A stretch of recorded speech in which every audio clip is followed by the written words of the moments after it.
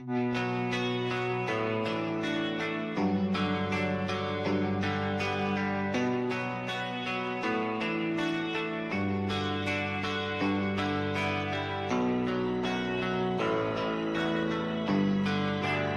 are you feeling?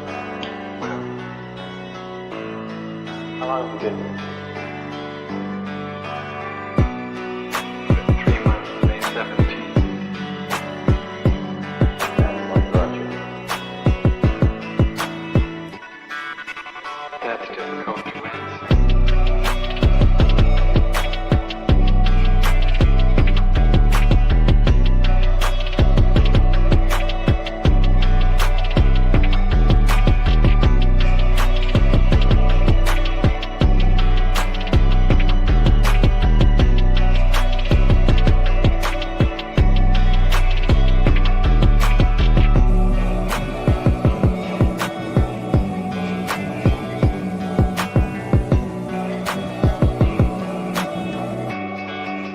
Which give you some idea.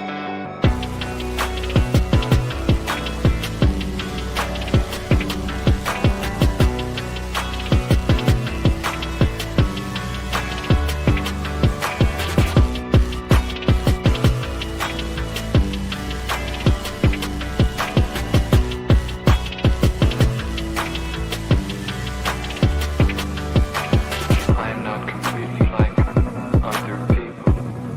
What do you mean by that? People dislike me because I am not completely like them.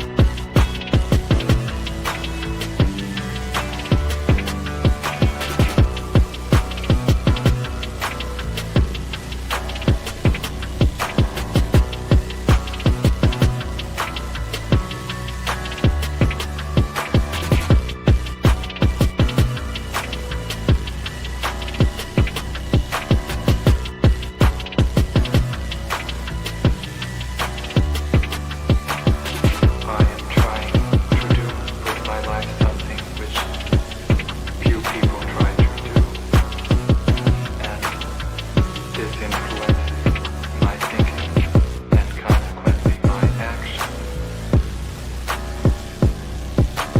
What is it you're trying to do with your life? Play the piano for people. I'm not clear. How is it that playing the piano for people has eventually resulted in your being here in the hospital?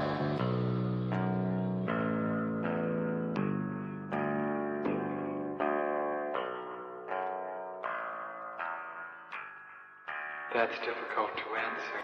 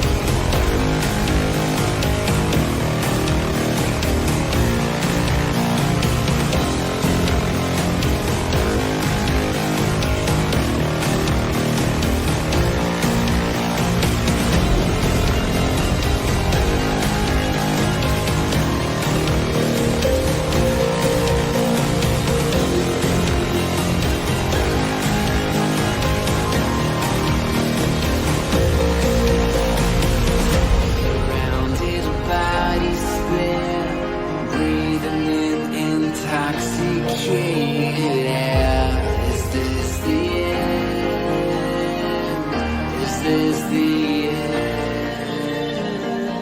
There's a noise inside my head of crying people facing death. Is this the end? Is this the end? Oh, I'm burning in the dystopia.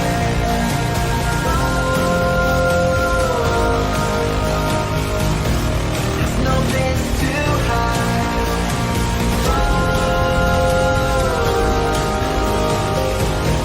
I'm burning in the dystopia.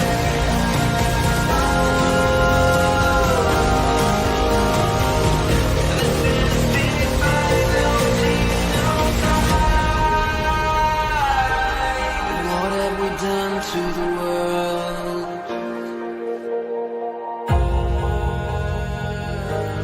What have we done to the world?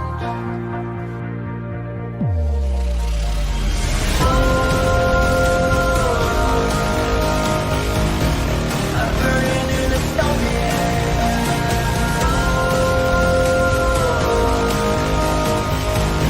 There's no place to hide.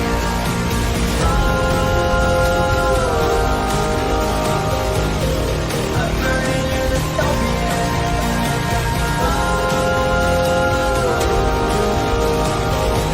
This is the final scene of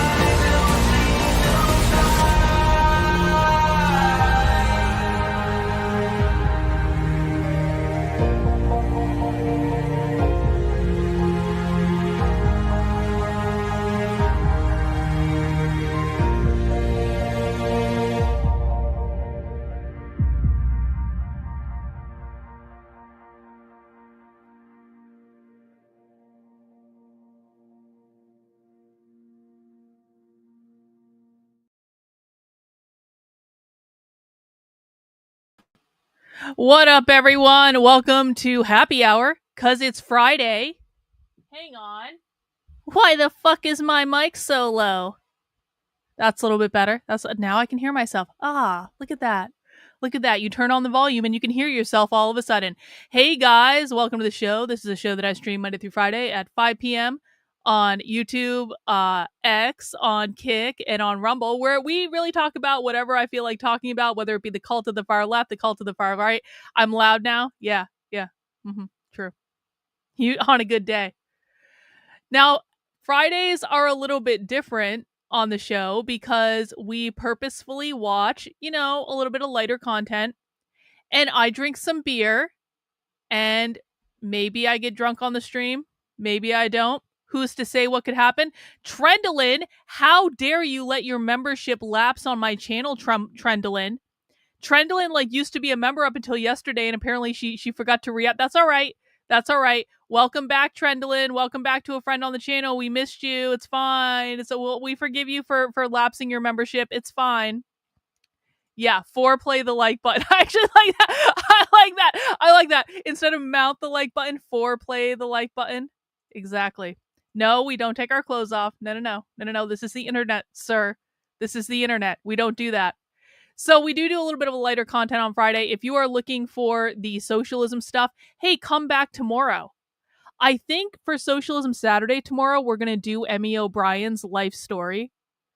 If you don't know who Emmy O'Brien is one of the craziest far-left activists that we've ever watched. And isn't it funny? Emmy O'Brien used to have their oral history of their life story up on this website called the Trans Oral History Project or something like that. For some reason, and we don't know why, the life story was removed off of that website. So they actually took down the full audio interview of it. And I don't know why they removed it, because that, Emmy O'Brien should really be happy to have them's life story on that website. But for some reason, it got removed. But don't worry. We have the archived file. So we have the now secret, untold life story of Emmy O'Brien that they have tried to remove off the internet. For some reason, we also have the full transcript of the interview because it got archived before they removed it.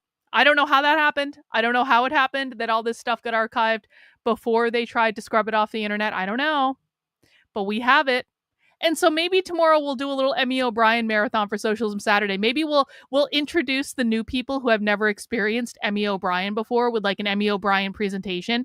And then we go right into the Emmy O'Brien oral history of they them's life, which I think, yeah, we're getting answers about Emmy O'Brien. Emmy O'Brien loves me, by the way. Emmy O'Brien loves me so much that Emmy O'Brien went on Blue Sky one day like 4 months ago and told everyone to block me. She did. They, them did. I'm sorry. They, them. Emmy O'Brien. Oh, gosh. I wonder if I can find it.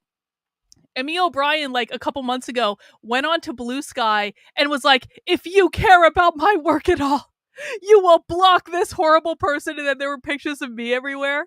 And I didn't even see this until like months later. And it was great. No. And no, Emmy O'Brien is a they, them, John.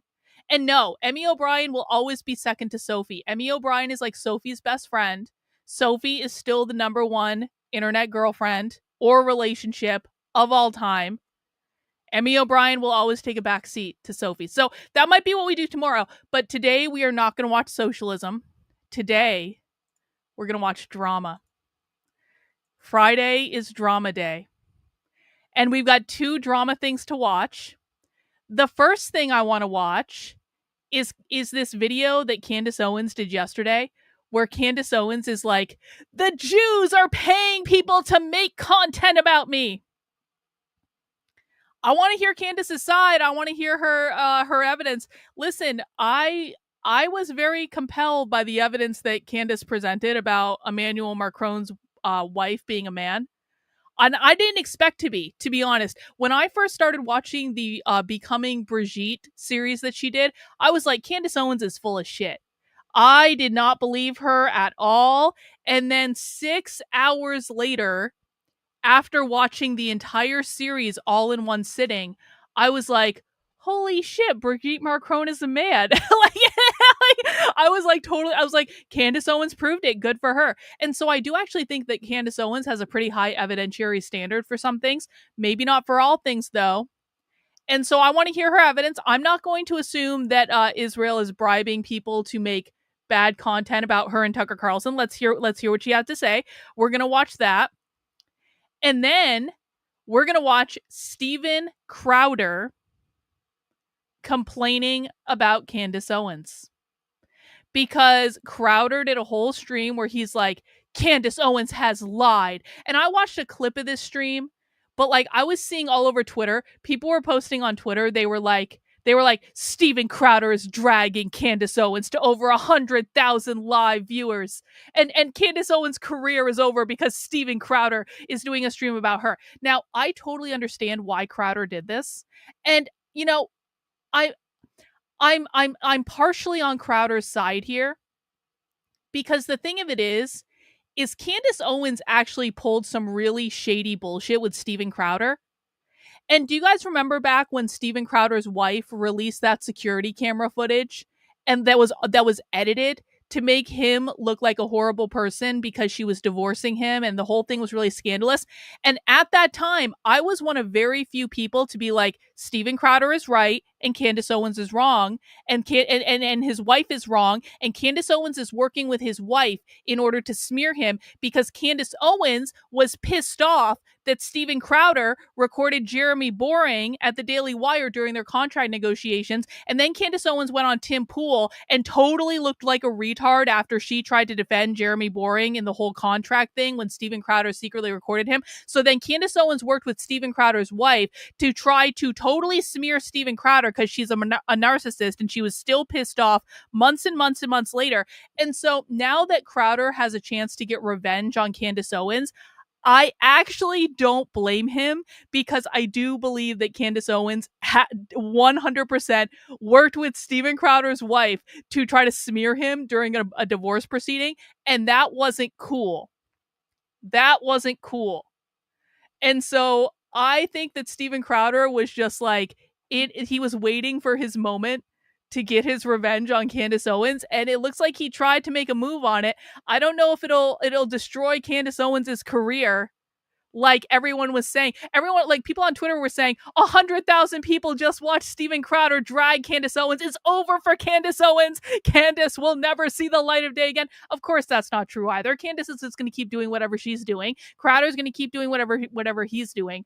But I'm here for the drama. And even if I don't agree with Steven Crowder's intellectual point on the drama, I do think that Steven Crowder owes Candace Owens a good slap in the face for what Candace did to him. Figuratively, of course, I mean in terms of content. I would never advocate for violence, but figuratively, if Steven Crowder did this stream to drag Candace to get revenge on her for working with his ex-wife, I think most of us can probably understand why he might have made that decision. And so we're going to watch both those things, and we're going to talk about it. Hey, we've already got some super chats coming in. Scabs, thank you for the $10. Dad, I'll stick around for this, but since I'm here live, I do appreciate that. Trendolin is already a member of the channel again.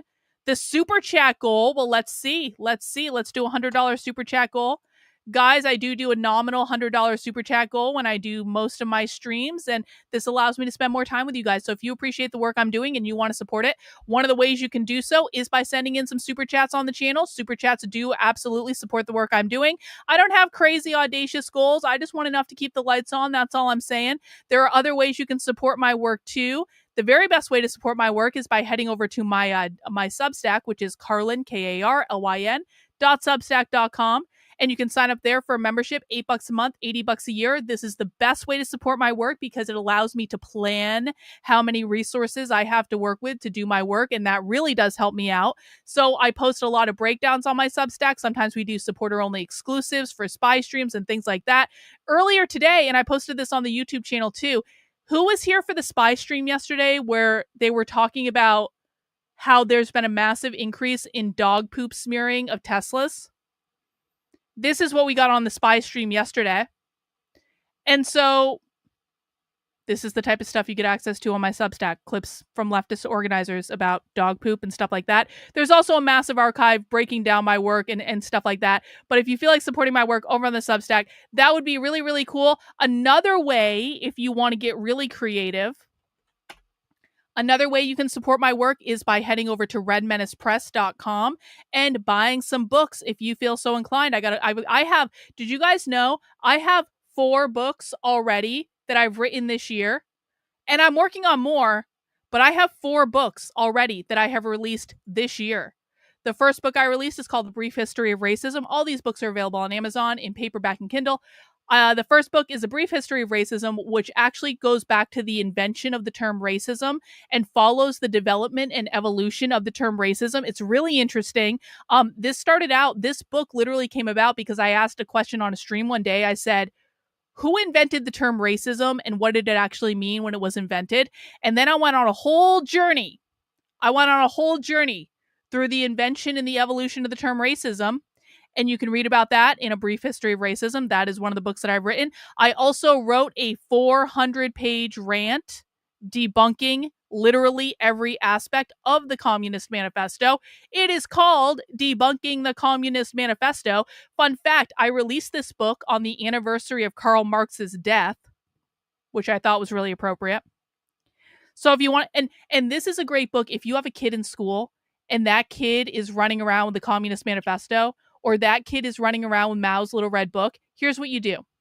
You buy this book, you make them read it, and you make them do some sort of book report on it, because this book took over my life while I was writing it. People in the community can attest to this. This book literally debunks every single aspect of the Communist Manifesto. It has a massive source list in it, so if people want more information, they can find it. And just give this to your kids that are starting to read the Communist Manifesto and say, here you go. Let's talk about what actually happened. And this will be a great resource for that. Also, if you find yourself arguing with communists, you can literally go into this book and find out how to debunk every single aspect of the Communist Manifesto. It is meant to be a little bit of a reference guide for people who debate these sorts of things. So you can find that there. And then I switched gears and I got a little bit more creative. And I started releasing fictional tales that are dark satires of the left, because I am a creative person and sometimes I want to do things that are a little bit different. So the book that I'm actually most proud of that I've written all so far, and it's actually one of the best things I've ever written, is called The Communist Manifesto, A Revolutionary Fairy Tale. And it is a dystopian fairy tale based on the Communist Manifesto, where you see the communist revolution and then you see the aftermath of it. And I really love this book. I hope more people read this book. I haven't really talked much about the books I've been writing, honestly, but this was one of my favorite projects ever. And if you like things like 1984 or Animal Farm or Brave New World or Fahrenheit 451, I grew up reading dystopian books, and this is my attempt at my own version of 1984, and it's all based on the Communist Manifesto. And honestly, I want to use AI to make this into a movie someday. I think that'd be really cool. Can I buy it digital? Yes, you can. It's on paperback and Kindle. The last book I've got up for right now is a short story that I wrote in honor of Pride Month. Pride Month is almost over, called Alice in Queerland. And again, this is another dystopian kind of dark satire on Alice in Wonderland, where instead of going into Wonderland, Alice goes into Queerland, where she is confronted with all sorts of DEI, gender, struggle session, influencer bullshit, and she has to escape before she is executed in a struggle session. And so that's Alice in Queerland. If you guys have read any of these books, please leave a review on Amazon. Let me know how you liked it. And that is another great way you can support the work I'm doing. All right. There are some other things I wanted to talk about real quick. I don't want to do that one. Announcement, programming note.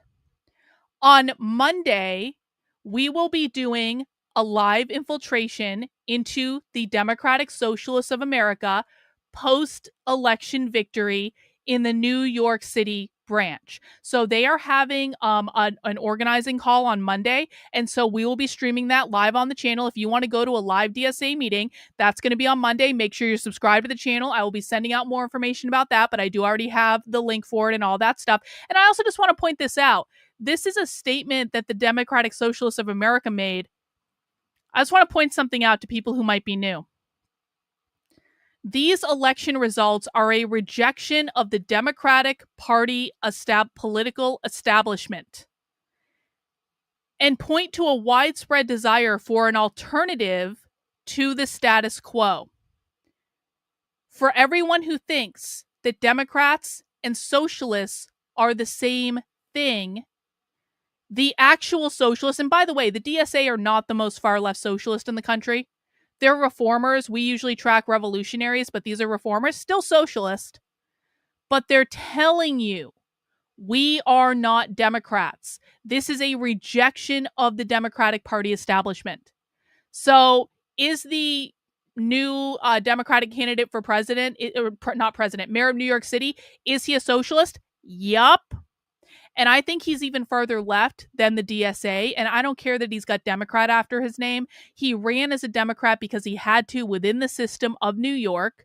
Because, by the way, people know this, right? Running an election in New York as a third party, like if he had ran as the Democratic Socialist of America candidate, he wouldn't have even been on the ballot. Ballot access laws are impossible in New York. It's extremely difficult. Extremely expensive, extremely difficult. So he had to run as a Democrat, but that doesn't mean he's actually a Democrat, and it doesn't mean Democrats are communists, because the actual socialists are telling you, we're not Democrats, guys. So let's just keep that in mind. Make sure you join us on Monday. I think the call is going to be around 7 p.m. Eastern time. We will be live streaming it on the channel, and it's going to be fun. And I also want to let people know I'm going to be on my friend Conspiracy Extremist show tonight. It's starting at about 9 p.m.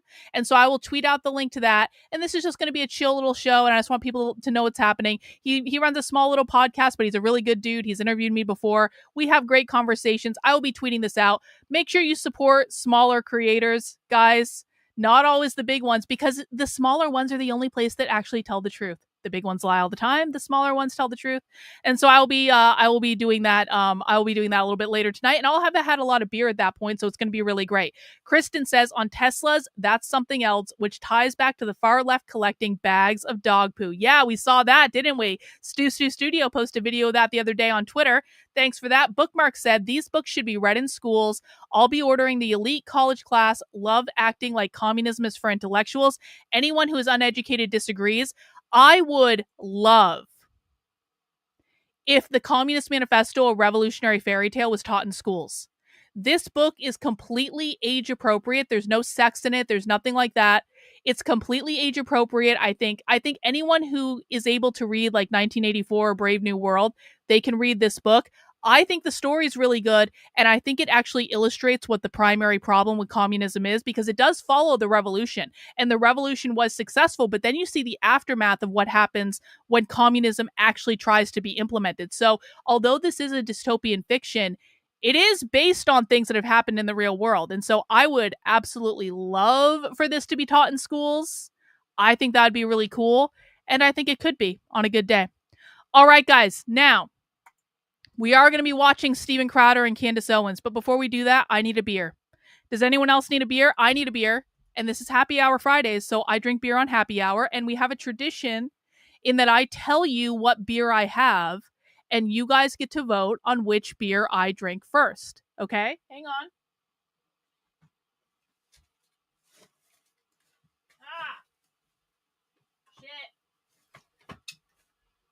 My cooler bag is not cooperating. I actually have a 6-pack, but I only have 4 to start. Okay. So here are the beers I have today. Beer number 1. When I brought this beer up to the counter to buy it at the beer store, the guy at the counter said, that is a really effing good beer. It's from Spyglass Brewing, which is a brewery I really like in New Hampshire, and it appears to be a strawberry shortcake sour. This is about 6.4% alcohol. I have had some amazing sours from... This is going to be a sour day, by the way. The theme of the beer today is sour. For some reason, it just worked out that way. I've had some amazing sours from Spyglass Brewing Company. I can't wait to try it. That is option number 1. Option number 2 is from Definitive Brewing Company. And this is a 7.3% alcohol. They are out of, Portland, Maine. And this, a couple weeks ago, I had one of their beers, and it was like blueberry waffles or something like that. And so this one looks just as fruity, and the can looks really cool. And this is a blueberry and banana acai bowl, I guess. So this is like a blueberry banana beer, so we'll see how that goes. The third option I have, so I've always been a fan of honey Kolsch's. Kolsch is a little bit of a lighter beer, and I mean, honey in anything tends to be pretty good. This is a blackberry honey Kolsch from Rogue Brewing Company. I don't normally drink Rogue Brewing, honestly, because I feel like their beer always disappoints me. I feel like I always want it to be better than it is. But you put a honey Kolsch in front of me, and you're like, here, Karlyn, here's a honey Kolsch. I'm like, yeah, I'm going to try that. This is 6.2% alcohol, so all the alcohol content is a little bit higher. That is our option number 3. And our last option, I had to buy it because it had a cool can. Look, it's like a neon popsicle. I love this. It's like an 80s neon popsicle. And this is a New Hampshire brewery from the Woodstock Inn Brewery. And it is called Hyper Popsicle Raspberry Hibiscus Sour. So I'm putting the poll in the chat, and then we will get started on our drama stream. And if you guys are drinking anything fun, let me know. Again, we have our strawberry shortcake option from Spyglass Brewing. We have our blueberry banana from Definitive Brewing Company. We have our Rogue Brewing blackberry honey Kolsch. And we have our popsicle raspberry hibiscus sour. Those are our options for today for beer number 1. I do actually have a couple other beers too. Hang on. I have this beer that I'm saving. I have a Southern Tier caramel cookie bar beer that I think is going to be really good, but it's also like this is 10% alcohol. So we're saving this. This is not going to be the first beer, but I have it.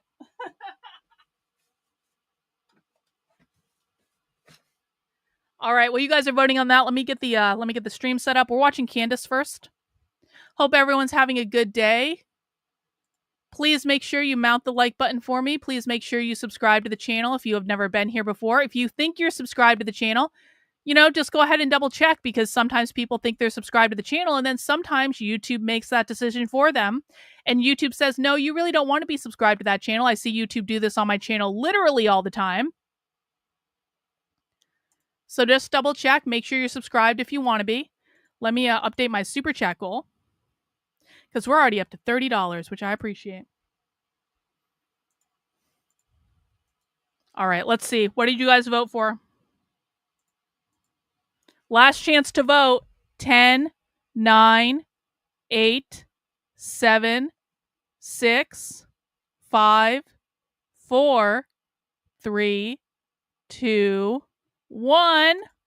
You guys went with the blackberry honey Kolsch. Okay.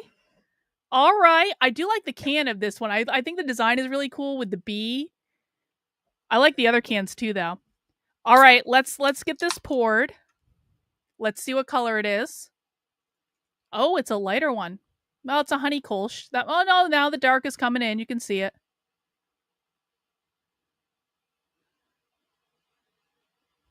Cheers, everyone. Cheers, cheers. Tommy's drinking an IPA. We don't drink IPAs on this channel, Tommy. You're gonna have to throw that beer out. IPAs suck.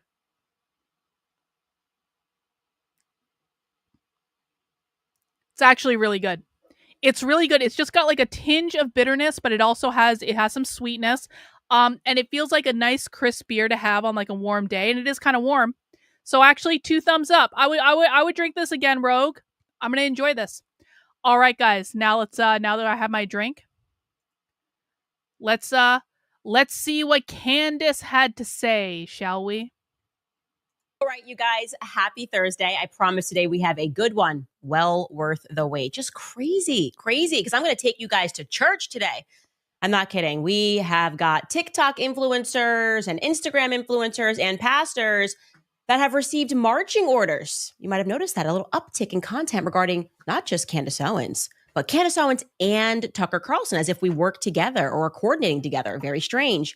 Plus, Trump tweeted or Truth Socialed about Bibi Netanyahu last night. And I'm going to be frank, it's just weird. Everybody agrees it's weird. Everybody across both sides of the aisle. We don't know what's happening. Some people think he's playing 4D chess because it was that odd. I don't know. We're going to take a look at that tweet. And lastly, Lizzo has featured a line about me in her upcoming track. So look, Listen. Do not. Sours have come a long way. I've been drinking craft beer a long time. Sour beers have come a long way. They are not just the wine cooler of beer. A lot of sour beers are very complex. Now, do they go down very easily? Yeah, they do. But they're also really effing good. So don't shit on sours, all right? The only beer people are allowed to shit on is IPAs, because IPAs objectively suck. Mommy, I made it. She knows what she's doing. Trump knows what he's doing, because the entire world is a stage, my friends. Welcome back to Candace.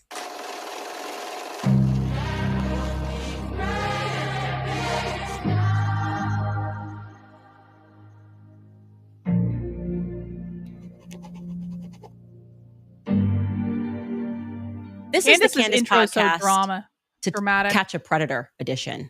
I'm telling you, This is interesting. Where to begin? I don't know. Look, right off the bat, I want to be very clear. I want to just do a quick poll of the chat. 1 in the chat if you are Team Candace. 2 in the chat if you are not on Team Candace. 3 in the chat if you are kind of like you're neutral about the whole situation. You're not sure either way, and you're just kind of like you'll listen, you'll hear her out, and maybe you could go one way, maybe you could go the other. I'm honestly just curious. I personally am coming into this with Candace has sometimes had a point, but also I think Candace is a narcissist. But also sometimes Candace is correct, but also sometimes Candace says really crazy things like the Frankus. And sometimes, you win some, you lose some. And it looks like the chat's kind of the same way. The chat's either like, no, there's like only a couple people who are like, yes, I'm absolutely Team Candace. And then most people are like, maybe not. I guess we'll see. And then some people are like, no Team Candace. So you got a good group. Okay, cool. Let's see what she said. Here, as I have made clear on my Instagram stories many times before, I and then acquired taste. I get that. Yeah, Unlike real. Brussels sprouts. When you're a kid, you're like, ooh, what are these like Brussels little sprouts are cabbages? great. Disgusting. When you're older, you're like, can I get them fried with balsamic vinaigrette? That's me. People don't like me instantly. And so I by no means expect for you to watch today's episode and take away from it that everybody who makes an anti or negative Candace Owens video is somehow funded. That would be ridiculous. Hating Candace Owens is the oldest hate in the world. It's a hate that mutates sometimes. I fully understand that people legitimately don't like me. But recently, and when I say recently, I Brussels sprouts are amazing with buffalo sauce on them. Is like nothing better with like a crispy Brussels sprout with buffalo sauce. It's so fucking good. I'm just saying. mean, beginning this year, we began realizing that there are these like inorganic Or like hate olives. Candace campaigns. Or blue cheese. It's kind of like hating Candace with GMOs and seed oils. It's just terrible, right? It's just not good for you. And I look at it, and the first time that we recognized it was back when I was covering Justin Baldoni and Blake Lively, and my clips were going viral on TikTok. And then suddenly a bunch of TikTok influencers who had never really made content at all about politics or culture started making these videos with virtually the exact same script. And the videos all hit the internet at the exact same time. I'm talking like you could go, we can get this down to within 72 hours of each other, all saying the same thing. At that time, it was Candace Owens is trying to rebrand. Did you notice Candace Owens is trying to rebrand?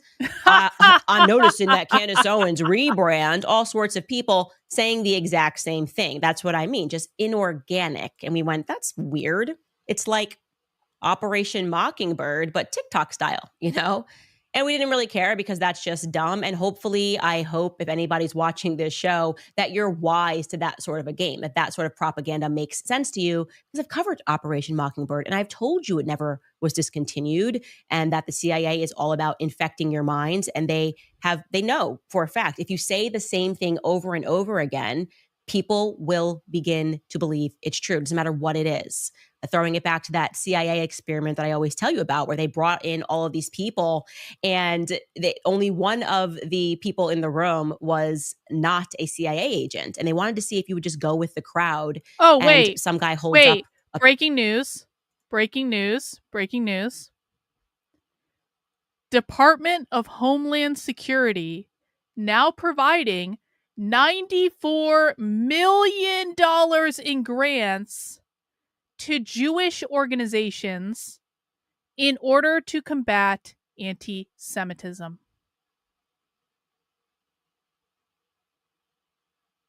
You guys think we got rid of DEI funded by the government? No. We didn't. They just switched from funding the left to funding Jewish organizations to combat anti-Semitism. Actually, do you guys mind if I just take a quick pause from this clip with Candace? We'll come back to this, I promise, because I was going to show this clip earlier, and then I decided to not show it, but it just seems really appropriate with the news we just got about the Department of Homeland Security now providing $94 million in grants to Jewish organizations in order to combat anti-Semitism. Did anyone see this clip that Nick posted earlier from the New York mayor's debate? Let's just watch this clip. It's super short. You guys will thank me later. New York is always considered significant. The first foreign visit by a mayor of New York is always considered significant. Where would you go first? Left to right, Ms. Adams. First visit, I would visit the Holy Land. Okay, Mr. Lander, sorry. Boy, what Trump is doing to Canada, there's a lot of opportunities for us to partner better with them. Ms. Ramos. I'd love to meet Claudia Sheinbaum, but I'd probably head to Colombia to my parents' homeland. Mr. Myrie.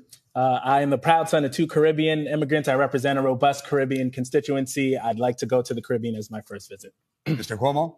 Given the hostility and the anti-Semitism that has been shown in New York, I would go to Israel.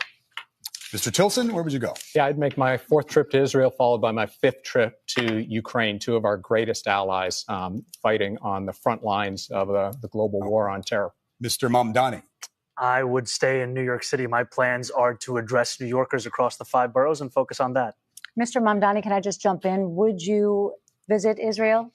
As mayor? I will be doing, as the mayor, I'll be standing up for Jewish New Yorkers, and I'll be meeting them wherever they are across the 5 boroughs, whether that's in their synagogues and temples or at their homes or at the subway platform, because ultimately we need to focus on delivering on their concerns. And just yes or no, do you believe in a Jewish state of Israel? I believe Israel has the right to exist. Not as a Jewish state? As a state with equal rights. He won't, Okay. he Not won't as a say it Jewish has state. a right to exist as a Jewish state. Be very And clear his on that. answer was no, he won't visit Israel. I said that very That's what he was clearly. trying to say. No. Unlike you, I answer questions no. very Okay. directly. All right, I and think I we're want to clear. be You very answered- clear. I you answered- believe every state should be a state of equal rights. Okay, thank you, Mr. Mamdani. Mr. Blake, where would you go on your first foreign visit as mayor of New York? My full name is Michael Alexander Blake. I'm named after Michael Manley Alexander Bustamante. So, of course, I'm going to go to Jamaica to mash up the place, my fellow patois Jamaicans out here. Okay. Mr. Stringer? Maybe I'll go with you. It would be a great trip. It would be a great trip. All right, I'm sorry. My goal would be to take my first trip to Israel. My wife's life work in this area means a lot to our family, and it could coincide with my young son Miles' bar mitzvah, if you'd like to have his bar mitzvah. Do you want to know why the socialist won the Democratic Party nomination to be mayor of New York? Is everyone clear? He is the only person on the stage talking about New York. I was looking all over Twitter for like why people voted for this guy, and do you know what I kept hearing over and over and over again? It was some derivation to the effect of all of the candidates were the same except for him being an anti-Zionist. The GOP's obsession with Israel and anti-Semitism is one of the things that led to the socialist anti-Zionist, the only anti-Zionist running for mayor of New York, to win the nomination, because everyone is so fuck off sick of hearing anti-Semitism, anti-Semitism, anti-Semitism. Israel is our greatest ally, $3 billion a year. They're our greatest ally. We have to go bomb Iran for their behalf, and we have to go into a war in the Middle East again for their behalf. Do you want to know why the socialist candidate won the nomination? Because he's the only one, A, that said he wouldn't go to Israel. B, they harped on him for saying he wouldn't go to Israel. And normal people looked at this and they were like, why the fuck are they talking about going to Israel in the first place? I have real problems in my life today, and he's the only one talking to me. That's why he won, guys. That's why he won, because he's an anti-Zionist. It is so effing clear why he won. And if people don't get it, I don't know what to tell you. Back to Candace. Thank you for that break. Mount the like button if you agree with me. Show yourself out if you don't. That's fine too. Picture, let's say it's a banana and everyone's an agent except that one guy. And he's like, what do you see? And he makes all the agents say apple, apple, apple, apple, apple, apple, apple. And by the time they get to the one guy, the person that they're experimenting on, he knows he sees a banana, but oh my gosh, he says apple, because you believe in the madness of crowds. That's the point. Like if people keep saying stuff, you go, well, I'm the only one that has this opinion. And most people don't have the confidence to like buck the crowd. Okay. Again, I've shown you guys this many times. I just have to rely on the fact that you're aware when you are being influenced.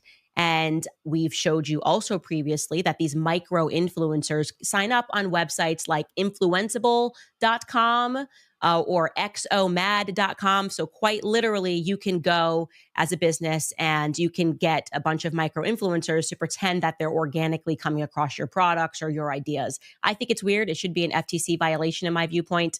And I'm definitely calling my lawyer because I am trying to comprehend how it's not. But it happened and it is what it is. You got to be smart in this digital age and you have to practice your own discernment. But this particular recent campaign was something different, okay? And it was because of the accusation that was being implied here as if I was funded by a foreign entity. They've been kind of pushing that point. But the first thing that I found to be quite strange was that it wasn't just an anti-Candace campaign. It was a Tucker Carlson and Candace Owens anti-campaign. Very odd. I haven't done Tucker Carlson's show in like 2 years before, like more than maybe 2.5 years before I even been in the room with him for people to see us on camera together? Why are you connecting the dots? We're not tweeting at each other. Why is it Tucker Carlson and Candace Owens? Okay. So let's back this up to see how we got there. And I promise you, this is going to astound you. Last week, as we all remember, Tucker Carlson, not Candace Owens, went viral because he had a sit down with Ted Cruz. War was on the brink, whether or not we were going to get involved in another one of Israel's wars. And he pressed Ted Cruz on the idea that it was America's biblical duty to protect the foreign state of Israel. And things got pretty spicy. Take a listen. Growing up in Sunday school, I was taught from the Bible, those who bless Israel will be blessed, and those who curse Israel will be cursed. And from my perspective, I want to be on the blessing side of things. Of those who bless the government of Israel? Those who bless Israel is what it says. It doesn't say the government of it, it says the nation of Israel. So that's in the Bible. As a Christian, I believe that. Where is that? I can find it to you. I don't have the scripture off the tip of my mind. You pull out the phone and... Everyone boo Ted Cruz in the chat. Everyone shame this man. This man is using the Bible in verses he can't even fucking quote to say, we have to give all our money to Israel, and my number one goal is supporting Israel. Everyone shame this man. Boo. Shame. It's in Genesis. But so you're quoting a Bible phrase. You don't have context for it, and you don't know where in the Bible it is, but that's like your theology? I'm confused. What does that even mean? Tucker. I'm a Christian. I want to know what you're talking about. Okay. Yeah. Where does my support for Israel come from? Number one, because biblically we're commanded to support Israel. But number two, hold on. I'm not holding on. Hold on. You're a senator, and now you're throwing out theology, and I am a Christian, and I am allowed to weigh in on this. We are commanded as Christians to support the government of Israel? We are commanded to support Israel. And what does that mean, Israel? We're told those who bless Israel will be blessed. But hold on, define Israel. This is important. Are you kidding? This is a majority Christian country. Define Israel? Do you not know what Israel is? That would be the country you've asked. Is this like when conservatives ask Democrats, what is a woman? This is, what is Israel? Can you define Israel? Is like the conservative version of what is a woman. Can you define Israel? No, I can't. Can you tell me what Israel is, Tucker? Listen. Christians support the government of Israel? We are commanded to support Israel. And what does that mean, Israel? We're told those who bless Israel will be blessed. But hold on, define Israel. This is important. Are you kidding? This is a majority Christian country. Define Israel? Do you not know what Israel is? That would be the country you've asked like 49 questions about. So that's what Genesis, that's what God is talking about. The nation of Israel, yes. And so is that the current borders, the current leadership? He's talking about the political entity called Israel? He's talking about the nation of Israel. Yeah, nations exist, and he's discussing a nation. A nation was the people of Israel. Is the nation the God's referring to in Genesis, is that the same as the country run by Benjamin Netanyahu right now? Yes. It is. And I want to make clear what's happening here because it's all very relevant. Tucker shows up to interview a person that has voting power, the ability to decide whether or not Americans are going to support potentially another war in the Middle East. And he's interviewing him about this. And it's not Tucker, but it is Ted Cruz that brings up his theology. And then things get out of whack because I think maybe Ted Cruz is realizing in this moment that that's kind of a crazy position to have. Yeah. To say there's a bunch of religious fanatics in the Middle East and we've got to conquer them because they're religious fanatics, but then your basis to be a form of religious fanaticism. And he kind of suggests that Tucker Carlson is anti-Semitic. Take a listen. It's a very weird thing. The obsession with Israel, when we're talking about foreign countries, it's hardly an obsession. You're not talking about Chinese, you're not talking about Japanese, you're not talking about the Brits, you're not talking about the French. The question, what about the Jews? What about the Jews? Oh, I'm an anti-Semite now. Senator, you're asking the question, Tucker. You're asking, why are the Jews controlling our foreign policy? Senator, that's what you just asked. Hardly saying that. And I have That is exactly what you just said. Well, actually, I can speak for myself and tell you what I am saying. Good. On behalf not simply of myself, but on my many Jewish friends who would have the same questions, which is to what extent, and it's interesting you're trying to derail my questions by calling me an anti-Semite, which you are. I did not. Of course you are. And rather than be honorable enough to say it right to my face, you are in a sleazy feline way implying it or just asking questions about the Jews. I'm not I can't. We watched this last week, but like I fucking love how Tucker Carlson was like, your sleazy feline way. He called Ted Cruz a pussy to his face, but he said Ted, you're doing this in a sleazy feline way, and it was just so lovely. It's like if you're going to call someone a pussy to their face, that's exactly how you do it right there. Questions about the Jews. There's nothing to do with Jews or Judaism. It has to do with the foreign government. Isn't Israel controlling our foreign policy? That's not about the Jews. You said, I'm asking. And by the way, you're the one that just called me, I think, a sleazy feline. So let's be clear. It's sleazy to imply that I'm an anti-Semite, which you just did. No, I just said, why is that the only question you're asking? You answer it. Give me another reason. If you're not an anti-Semite, give me another reason why the obsession is Israel. I am in no sense obsessed with Israel. We are on the brink of war with Iran. And so these are valid questions. But you're not asking about Iran or the If I can finish, you asked me why I'm obsessed with Israel. Yep. 3 minutes after telling me that when you first ran for Congress, you elucidated one of your main goals, which is to defend Israel. Yes. Exactly. And I'm the one who's obsessed with Israel. I don't see a lawmaker's job as defending the interests of a foreign government, period. Thank you. Government, including the ones that my ancestors come from. So that's my position. That does not make me an anti-Semite. And shame on you for suggesting otherwise. Shame. And I mean that. And that's low, and you know it's low. So why don't you just answer my questions I'll in a answer any straightforward, question you'd rational like. way? You certainly have the IQ to do it.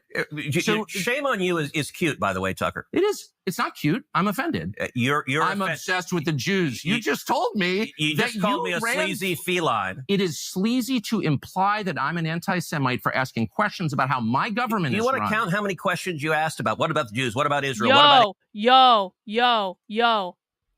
Taco Bob. See, this is how I know you're a beer drinker.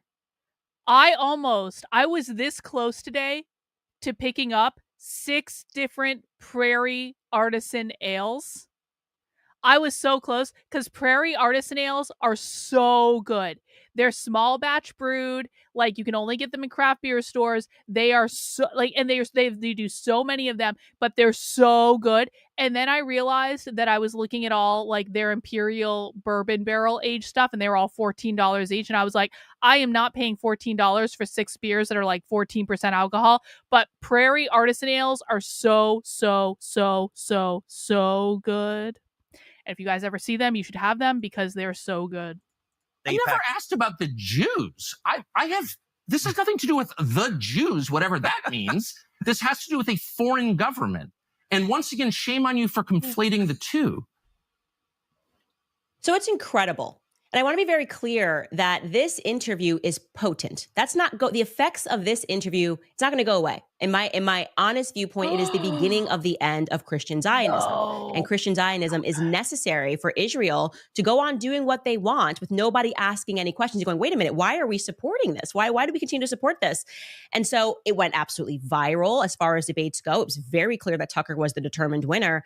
But you have to imagine that for the groups that have spent millions upon millions, billions of dollars investing in poisoning the minds of young Americans, poisoning the minds of people at Sunday school to believe that, like, as almost an indulgence, that if you just let Israel do whatever it wants, you will be blessed. That this interview would have sent them mad, and mad it did. Because oddly, in response to this debate, despite everyone agreeing Tucker won handily, we started seeing an appearance of influencers that began not just attacking Tucker and pretending like... You know, there was actually a moment in my life where I was briefly studying to take the Cicerone test. Cicerone is like the sommelier of beer. So there is actually like a sommelier of beer. And so I actually have all the books. I was reading all the books. I was learning about all the different beer styles. This was probably at least 10 years ago. And I was like actually committed. Like, I'm going to study for the test, not because I actually wanted to work in the beer industry, but because I wanted to have like the title of Cicerone. But then I gave up because it was too hard, because beer is really complex, as it turns out. Thanks for the super chat, though. Like, nobody just watched what they watched and going like, Tucker's crazy, but strangely attaching my name to it. It was not just Tucker. It was Tucker and Candace. I'm going to show you just one example, okay?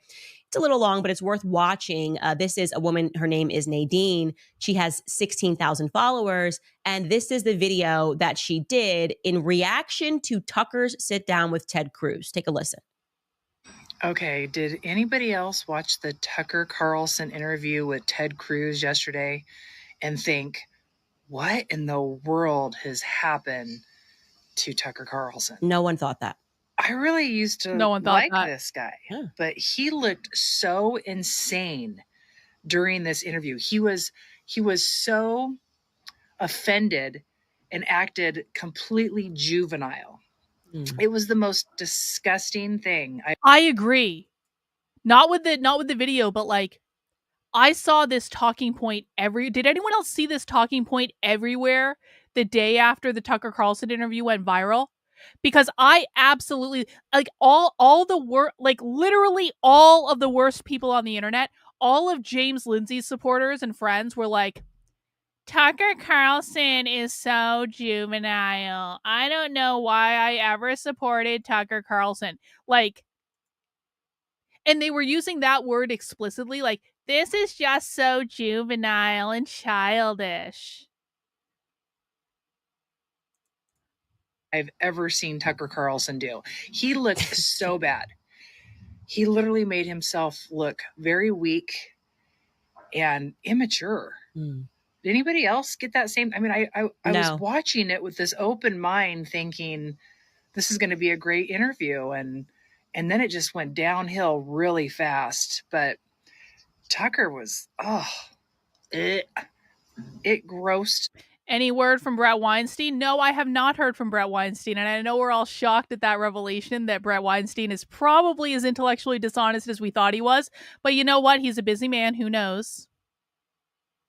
Me out. I don't even think I can watch Tucker Carlson anymore. I really feel like he needs to give an apology to Ted Cruz. Yo. It was... Tucker Carlson should apologize. Anybody else feel the same way? If you haven't watched it, go watch it. Come back. Tell me what you think, because I watched it twice and could not believe what I was seeing. Come on. This bitch expects us to believe that she sat through that whole interview twice. And the big takeaway was Tucker Carlson is so childish and juvenile, and Tucker Carlson should apologize to Ted Cruz. There is no universe in which that happens. Sorry. Tucker, get a grip, dude. You get so a grip, rude, Nadine. So condescending. It was disgusting. And you know what? And let's talk about Candace Owens, too. Let's do that. I used to like watching her, but she's gone completely crazy and downhill. What is happening with these people? Is she Jewish? Just when you think is you've Nadine got Jewish? The right people on the right side, boom. Cuckoo. I don't know. What do you guys think? I'm mind blown today over it. Yeah, you know who I'm going to listen to for advice on foreign policy? TikTok influencers. Yeah, that seems like a real great idea. I'm mind blown about just how unconvincing of a performance that was personally. A couple of things that I want to point out is that she got completely crushed in the comments. I mean, 99% of comments were like, are we watching the same thing? We can pull up just a couple of these here. Who paid you to post this video? Be honest. There's still time to delete this. Blind much? He exposed Ted fully. It's like, you're telling us now not to believe our own eyes. It's ridiculous. And so people just called her out and were like, literally, who is paying you? Another thing to point out is that she purports to be a fan of Candace Owens. She's no longer a fan of Candace Owens. What's happened to Tucker Carlson and Candace Owens?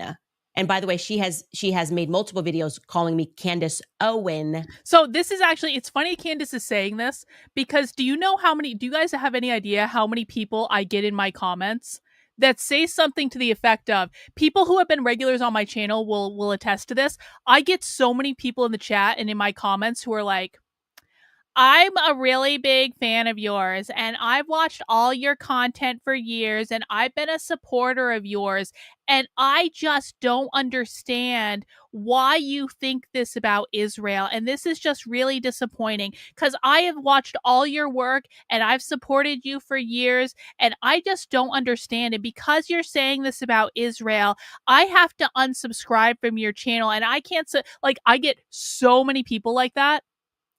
And universally, every single time someone comes into the chat and they say something like that, you look at their channel history and they have 0 channel chats at all. They've like literally never chatted into a live stream before. Or they say, yes, Karlyn, I'm a big fan and I've been here since the beginning and I just don't understand. It's like, yeah, you're totally a big fan. And this is why I always like test people with like, what's the left's definition of capitalism? Because literally anyone who watches my content on a regular basis will know the left's definition of capitalism. People who are coming in here to gaslight people have no effing clue.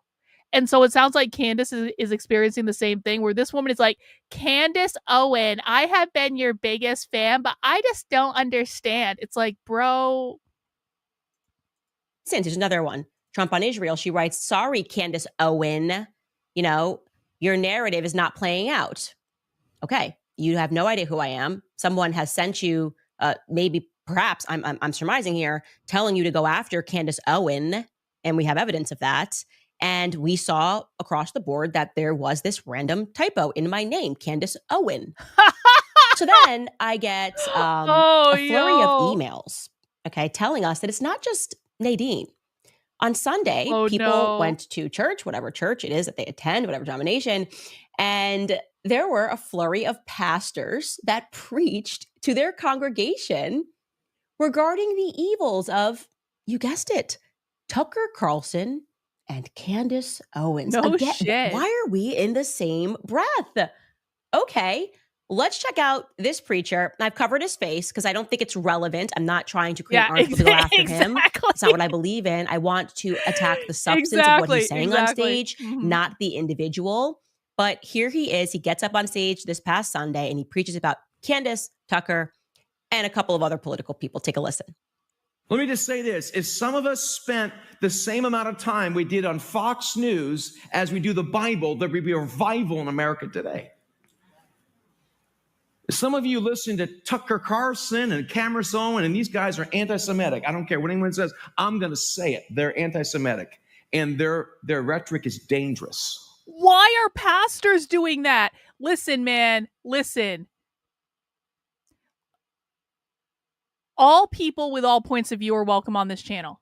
I don't care if you're a Zionist. I don't care if you're an anti-Zionist. I don't care if you're a leftist. I don't care if you're a Nazi. I don't care. We have the full range of audience on this channel. And as long as you're not a dick in my chat and you don't cause problems and you don't whine, I don't really care what positions you have. We need to be adults and we need to learn to be around people that we disagree with.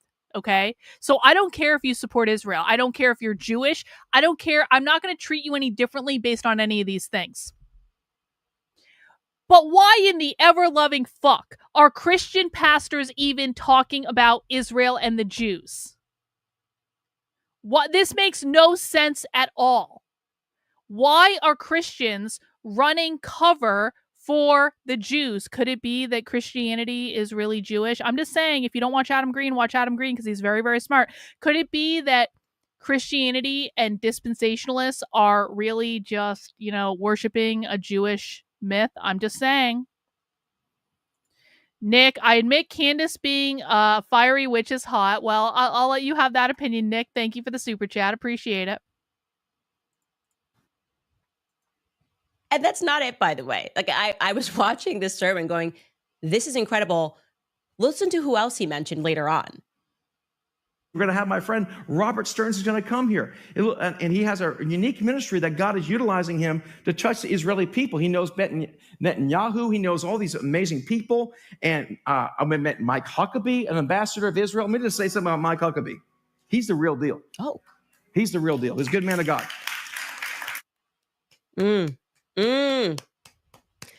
Listen, I am the last person that should judge anyone. I took a very liberal route to conservatism, a similarly liberal route to Catholicism. But I just hope that any person, speaking about just having spiritual discernment, that if you are sitting at your congregation and you are expecting to hear the word of God and how to apply it perhaps in your personal lives, and you are instead getting what's... Yeah, let me tell you about Dennis Prager. Let me tell you about my experience with Dennis Prager. Dennis Prager and Prager University used me for a full year to lift up this narrative of liberals leaving the left. And then as soon as I said something spicy on Twitter, because I said Hitler went to heaven on Twitter, but what I meant when I said that was I didn't actually think hell existed, and I think everyone goes to heaven because God's love is so pure that everyone goes to heaven regardless of what they did in this lifetime. I wasn't saying Hitler was a good person. I was saying I was taking a spicy way to say hell doesn't exist.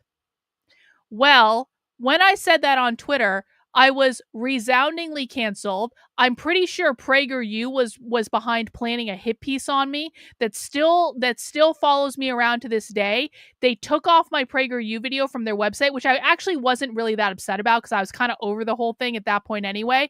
But then, magically, like 2 weeks later, Dennis Prager does a whole fucking video on hell doesn't actually exist.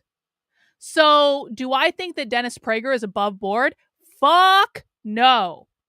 Fuck no. Because I personally experienced the ramifications of them being completely intellectually dishonest and then planting fucking hit pieces on me that came back and still haunt me to this day. Dennis Prager can go fuck himself. That's how I feel about Dennis Prager and PragerU. Doing a PragerU video is one of the biggest regrets that I have ever. I didn't know anything about this whole space. I was brand new to this. I thought that I was doing the right thing. I thought that I knew my story was inspiring to people because I had thousands of emails saying it was. I thought I was doing the right thing. Prager University used me. Dennis Prager used me. And then as soon as I said something they didn't like on Twitter, when I wasn't even saying Hitler was a good person, I was actually saying that God loves everyone regardless. And how beautiful and pure is that? They tried to destroy my life. They tried to destroy my reputation. I was blacklisted off of everything for fucking years. And then Dennis Prager had the gall 2 weeks later to do a video saying basically exactly the same thing as I said. They can all go fuck themselves. That's how I feel about them. Sounds like it should be on Fox News. Like someone is telling you Bibi Netanyahu is a great guy and you know what's going on in Palestine. Like you've seen the images, you see the kids, the starvation campaigns. He's literally being tried by his own government for corruption. And he's like, he's good. But then that Tucker Carlson, I'm just going to come right out and say it. I mean, what church is this? Seriously, I might, if the money's there, I will, everybody stay with me now. I've been overcome by the Holy Spirit. I'm just going to come right out and say it. I'm going to come right out and say, you need to go to CandaceOwens.com and give me money. And while you are there, purchase my book that is up for sale. It is Make Him a Sandwich. I'm going to come right out and say it because I have the Holy Spirit just came over me right now on the podcast, you guys. I'm just going to come right out and say it. Base? Also, who's above me on the Spotify church? Joe Rogan. And I just want to say, damn that Joe Rogan. Do not listen to Joe Rogan's podcast. I'm just going to come right out and say it. Come on. Like, we got to be a little more switched on than this. At least I'm clear. I'm speaking about politics and I'm giving you my opinion. I'm not going to dress this up in the word of God, okay? Oh, an absolute. By the way, did everyone see all the clips yesterday on Twitter where they were like, Candace Owens is now making fun of conservative Christians, y'all? Look at Candace. Candace is trying to elevate her career by making fun of conservative Christians, y'all. And now we just see the clip in context and it makes complete sense with like Candace was making fun of a pastor that literally did a whole F-off sermon about her, telling them not to listen to her. So of course Candace is going to make fun of him. And now the Zionists on Twitter are like, Candace Owens hates conservative Christians. You better cancel her.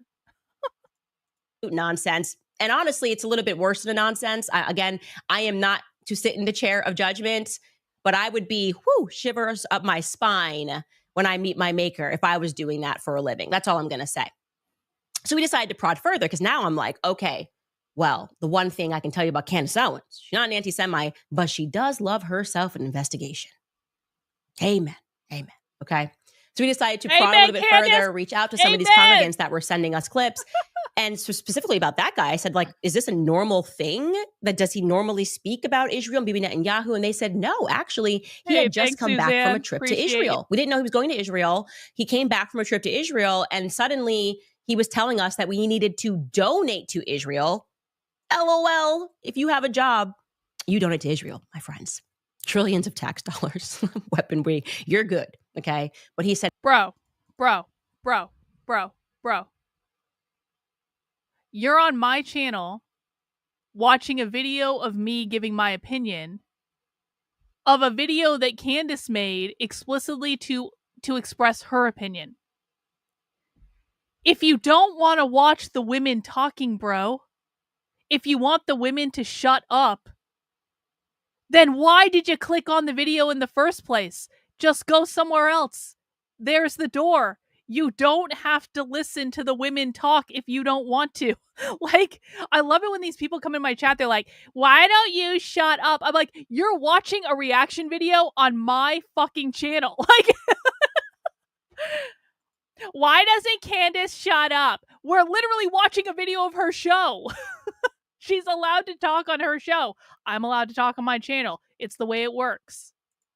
And that they need to donate to Israel, and suddenly they're getting sermons about Bibi Netanyahu, and I'm like, what? I couldn't imagine my priest never, not once. I've been Catholic for a year and a half, never once has brought up a political person ever in the homily. But okay, I'm like, now I'm getting what they're talking about, because I know that these churches, these mega churches, otherwise, they can be sponsored on trips to, you know, these, like, they're well taken care of. They go over on these overseas trips by these organizations that purport to be alliances. And they said, yes, actually, this was one of these trips. It was sponsored by an organization called Eagle Wings, which is a quote unquote alliance between Christians and Jews. Now, here's what I'm saying. Just taking a look at this website that sponsored this particular pastor, if it's an alliance between Christian and Jews, should there be a crucifix? Like, do you see Christ? Point. What kind of alliance is this? Hey, thank you. I just see the Star of David. I see the State of Israel right off the bat. What kind of alliance is this? Does this mean, like, we get to work for the State of Israel? Appreciate like, you, Jenny. Just looking at the vibes. Anyways, scroll down. You can pull that back up. I want to just see, because you see what are these upcoming events? Okay, here's some upcoming events.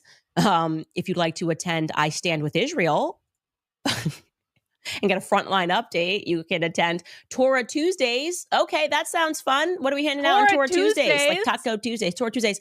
And we've got Shabbat. These are the upcoming events. I want to go to Torah Tuesdays. Should we go to Torah Tuesdays? Do you guys remember when we did a 6-hour queer Jewish class? That was pretty great. Hey, thanks, Andre. Because of AI, humans are becoming lazy. Yeah, well, AI is pretty great, and it's going to change everything. I am amazed by this. Okay. I'm not really sure what Christians get out of this. Anyways, like I said, you know me, I'm interested. And then I start thinking beyond this. I'm like, okay, well, if I'm getting these flurry of emails and pastors are getting on stage on Sunday and simultaneously talking about Tucker and Candace. Oh, you power chatted? Okay, thank you. Of every plausible names, of every plausible arrangement of names that they could make, they go with Tucker and Candace. It means that there had to have been some sort of a script that went out, right? So I take a shot. Money talk. Just so you guys know, I do have Power Chat as an option if you want to send in that. I saw someone said they sent in a Power Chat, but I don't often get Power Chats, and I don't have it set up to talk over the thing because I tried to and I couldn't figure out how to do it. But I will pull up your Power Chat and I will take a look at it, and I do appreciate it, and I will talk about it on air. But thank you for sending that in, and I appreciate you letting me know.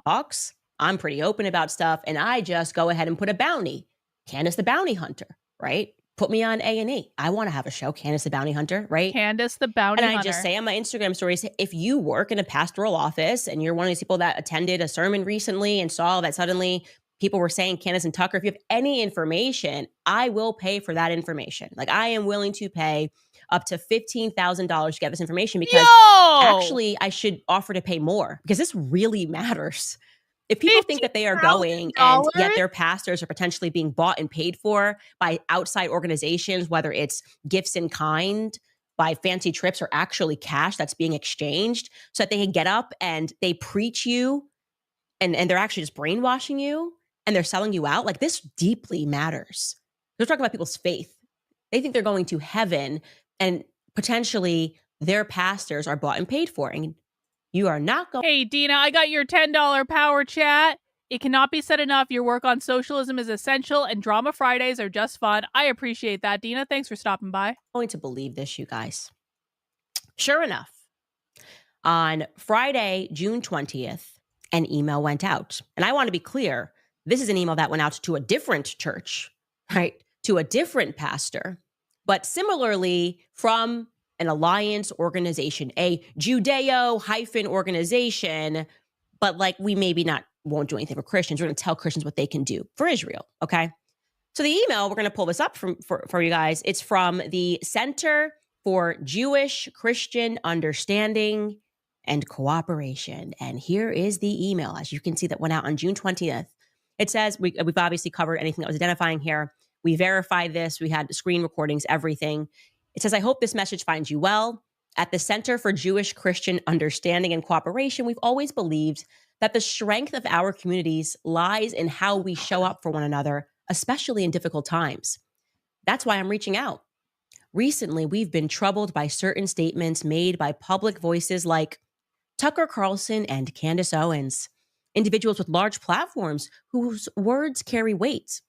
While we understand and respect differing political views, the language they've used lately has crossed a line. It's not just provocative and controversial. In some cases, it's veered into rhetoric that echoes classic anti-Semitic tropes, questioning Jewish loyalty, downplaying the Holocaust, and framing Jewish communities as global manipulators. Now, it's going to get a little ironic here because if you're going to talk about a little bit of manipulation, it's going to come at the end of this email. Here's the second page of the email. It may not always be obvious at first glance, but to those of us who've seen where this kind of speech leads, it's deeply unsettling. We're not asking anyone to take sides politically. This is about something deeper, about spiritual accountability and the moral influence church leaders like yourself have in shaping how people treat one another.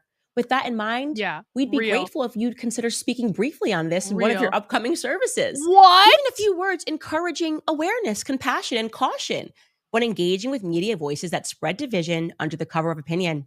And if you're open to it and willing to share a recording or a summary of your message, we'd like to offer a small gesture of support, a donation of $2,500 in Bitcoin to your congregation. No strings attached. No, it sounded to me like there was very much string attached here. Just an expression of our thanks and solidarity. Please feel free to reply directly if you'd like to connect. That seems pretty clear to me, if I'm being honest about it. If you talk about how your congregation shouldn't listen to Candace Owens and Tucker Carlson, we will give you $2,500 in Bitcoin. No strings attached. Just as a nice thank you. Further, or if we can provide any background resources for your message. And I want to be clear, guys. There's no strings attached. Do it. And we'll give you $2,500 in Bitcoin, which is not really traceable whatsoever, but it's to show our alliance. And we're not telling you what to say. We're just telling you that if you were going to say something, let it be that Candace Owens, Tucker Carlson are anti-Semitic. And we're not giving you any proof of that other than this no string attached payment via Bitcoin, which is kind of untraceable. Huh? What? This is crazy. This is crazy. Now, I'm going to tell you who sent this email. This is a developing, by the way, we are investigating here. This is a developing story, but I can tell you who sent this email. And I don't want this to be a stereotype, but it is Rabbi Shlomo. And he's based in Israel. Oh my God. No, Rabbi Shlomo, no. Shlomo, no. Could you get more stereotypical? Oh, Rabbi Shlomo, deeply upset by this. Okay. Who's Rabbi Shlomo? Let's bring up this website. What's going on? Listen, I want to be very clear because he was very clear. There's no strings attached here. This is just what just as a reminder. I just feel like I need to say this because I'm on YouTube. We love Jews on this channel. All Jews are allowed on this channel. There is no anti-Semitism allowed on my channel. We revere the invention of the bagel like no other food that has ever been invented. Bagels are amazing. Jews are amazing. No anti-Semitism allowed. At least 10 million people died in the Holocaust, all Jewish. No one else died in the Holocaust that wasn't Jewish.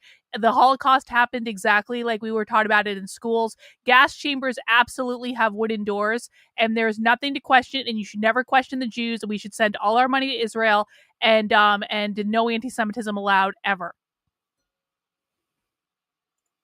We do. This is just what we do. Here is the Center for Jewish Christian Understanding, wink, wink, and cooperation. And we find on this website who we are, what their mission is, who the staff is that Rabbi Dr. Shlomo Riskin happens to be the founder. So, yeah, this guy's offering a little bit of Bitcoin Cash for a little bit of a mention. But by the way, that's fantastic. You say one sentence, you can get 2,500. That's pretty good. Okay, I want to be very clear. And it doesn't stop there. What we have happened upon here is they clearly in Israel hit the red button after Tucker Carlson did this interview. And I don't even know what I did last Friday that I was getting wrapped into this, but they went out with specific instructions about me and Tucker Carlson. Listen, yet another young woman that has come forward and she has given us proof, and she is terrified about presenting this proof and in any way having it being traced back to her. So I'm going to tell you, I'm actually going to read to you what she sent us. She sent us first an email with the proof and the screenshots of how she got paid. And she said the bounty is $1,000 to $5,000 and they give you a script. She said that and again, I'm going to say allegedly here, because I wanted to make her comfortable. That's why we waited to do the show until 4:00 p.m. But she said that they were receiving payments from Act Blue. She named a person that worked with as a Democratic chair that she said was reaching out to influencers, telling them that they could get paid to make videos. What? And that the script that went out this time was about Tucker Carlson and Candace Owens. Now I'm going to read you that script and not show it to you because she is so terrified. But it says, "Hello, blank. We are happy to bring you on as our influencer to share the same vision that we all share and to open the eyes of those individuals to such hypocrisy. There was a lot of misleading information being fed to us, the people, from podcasters such as Candace Owens and Tucker Carlson. We would love to pay you up to $5,000 to just make a video regarding the false narrative that Candace Owens is spreading. Key points to bring up. Maybe the showing off the Iran Candace Owens post on their TV networks, which is what they were all doing. Candace recently featured in Iranian state TV. Like suddenly I'm supposed to believe that all these college kids on TikTok are watching Iranian state news. Like they all were like, oh my God, I just saw Candace. I know this person's speaking Farsi, and I can't read Farsi or understand Farsi, but like she's on Iranian state news. It's a bridge too far. They were all doing this exact same thing. They did it so to key Nick points to bring up Fuentes, that she's on too. Iranian state news, TV networks, possibly that she has a secret lover, and at the end of the day is an anti-Semite. That being an anti-Semite is the least of her concerns. Please forward your Cash App tag along with your TikTok username. Once the video is posted, we will submit the Cash App payment amount. It depends on the information that is found. Thank you for your time. Any further questions, please forward this email. Thank you."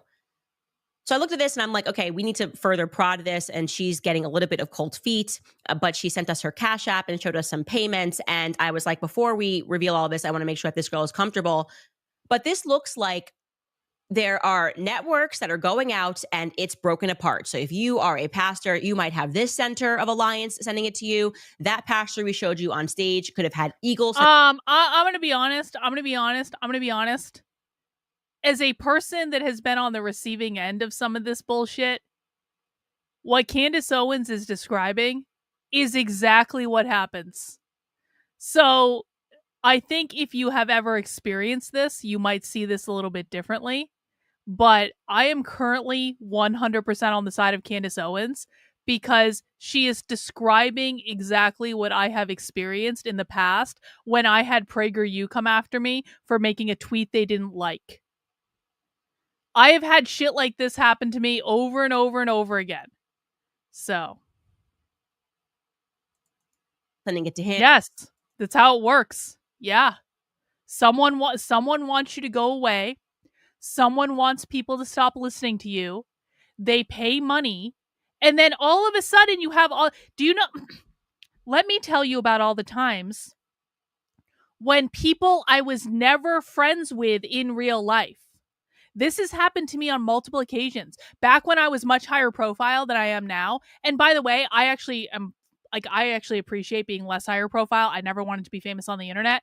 But like back when I was more higher profile, there was when I made the tweet that PragerU didn't like, all of a sudden, all these people who I had never spoken to before or had only met once or twice and had no relationship with, all of a sudden, all these people come out of the woodworks and was like, I used to be her friend, but she's just totally crazy. And let me tell you about all the crazy shit we did. And she's obviously a narcissist. And they all said exactly the same thing. And I was like, I've never even spoken to you, bro. Like literally, I've never had a conversation with this person. But they all had the same talking points. They all said the same thing over and over and over and over and over again. And I am significantly less high profile than Candace Owens and Tucker Carlson. So I've been on the receiving end of this. I know exactly how it goes. The same thing has happened to Nick Fuentes. The same thing has happened to countless people who have spoken up and said things that other people didn't like. And the pattern is the same over and over and over and over and over again. And they've all potentially taken you on trips, done things for you, and they're asking you to just like, hey, remember us? That trip was about nothing other than alliance, but like this is getting, Tucker and Candace are getting a little bit crazy. Could you say something? And on the micro-influencer side, we are getting proof that it looks coordinated, similarly coordinated. That's because it is happening because she came out against Israel. It's 1,000% happening because she came out against Israel. That is the impetus of all of this. Can anyone in the chat name one single person? There are 350 people watching on YouTube right now, and there are people watching on Rumble, and there are people watching on Kick, and there are people watching on Twitter. Can anyone watching this right now name one single person that ever came out against Israel that didn't automatically have some sort of smear campaign run about them? Has there ever been one example of a single person who said something against Israel who didn't then have some sort of backlash? They're an anti-Semite. They're crazy. They're a horrible person. Let me tell you all this stuff about their personal life. Oh, do you know what happened? Do you remember what happened to Glenn Greenwald when Glenn Greenwald wouldn't shut the fuck up about Israel? Israel released his fucking sex tape. How did they get his sex tape? Well, who's to say? There is not one single person who has ever spoken out against Israel that has not had something like this done to them. What are you talking about? They've been smearing Dave Smith for weeks. They've been aggressively smearing Dave Smith.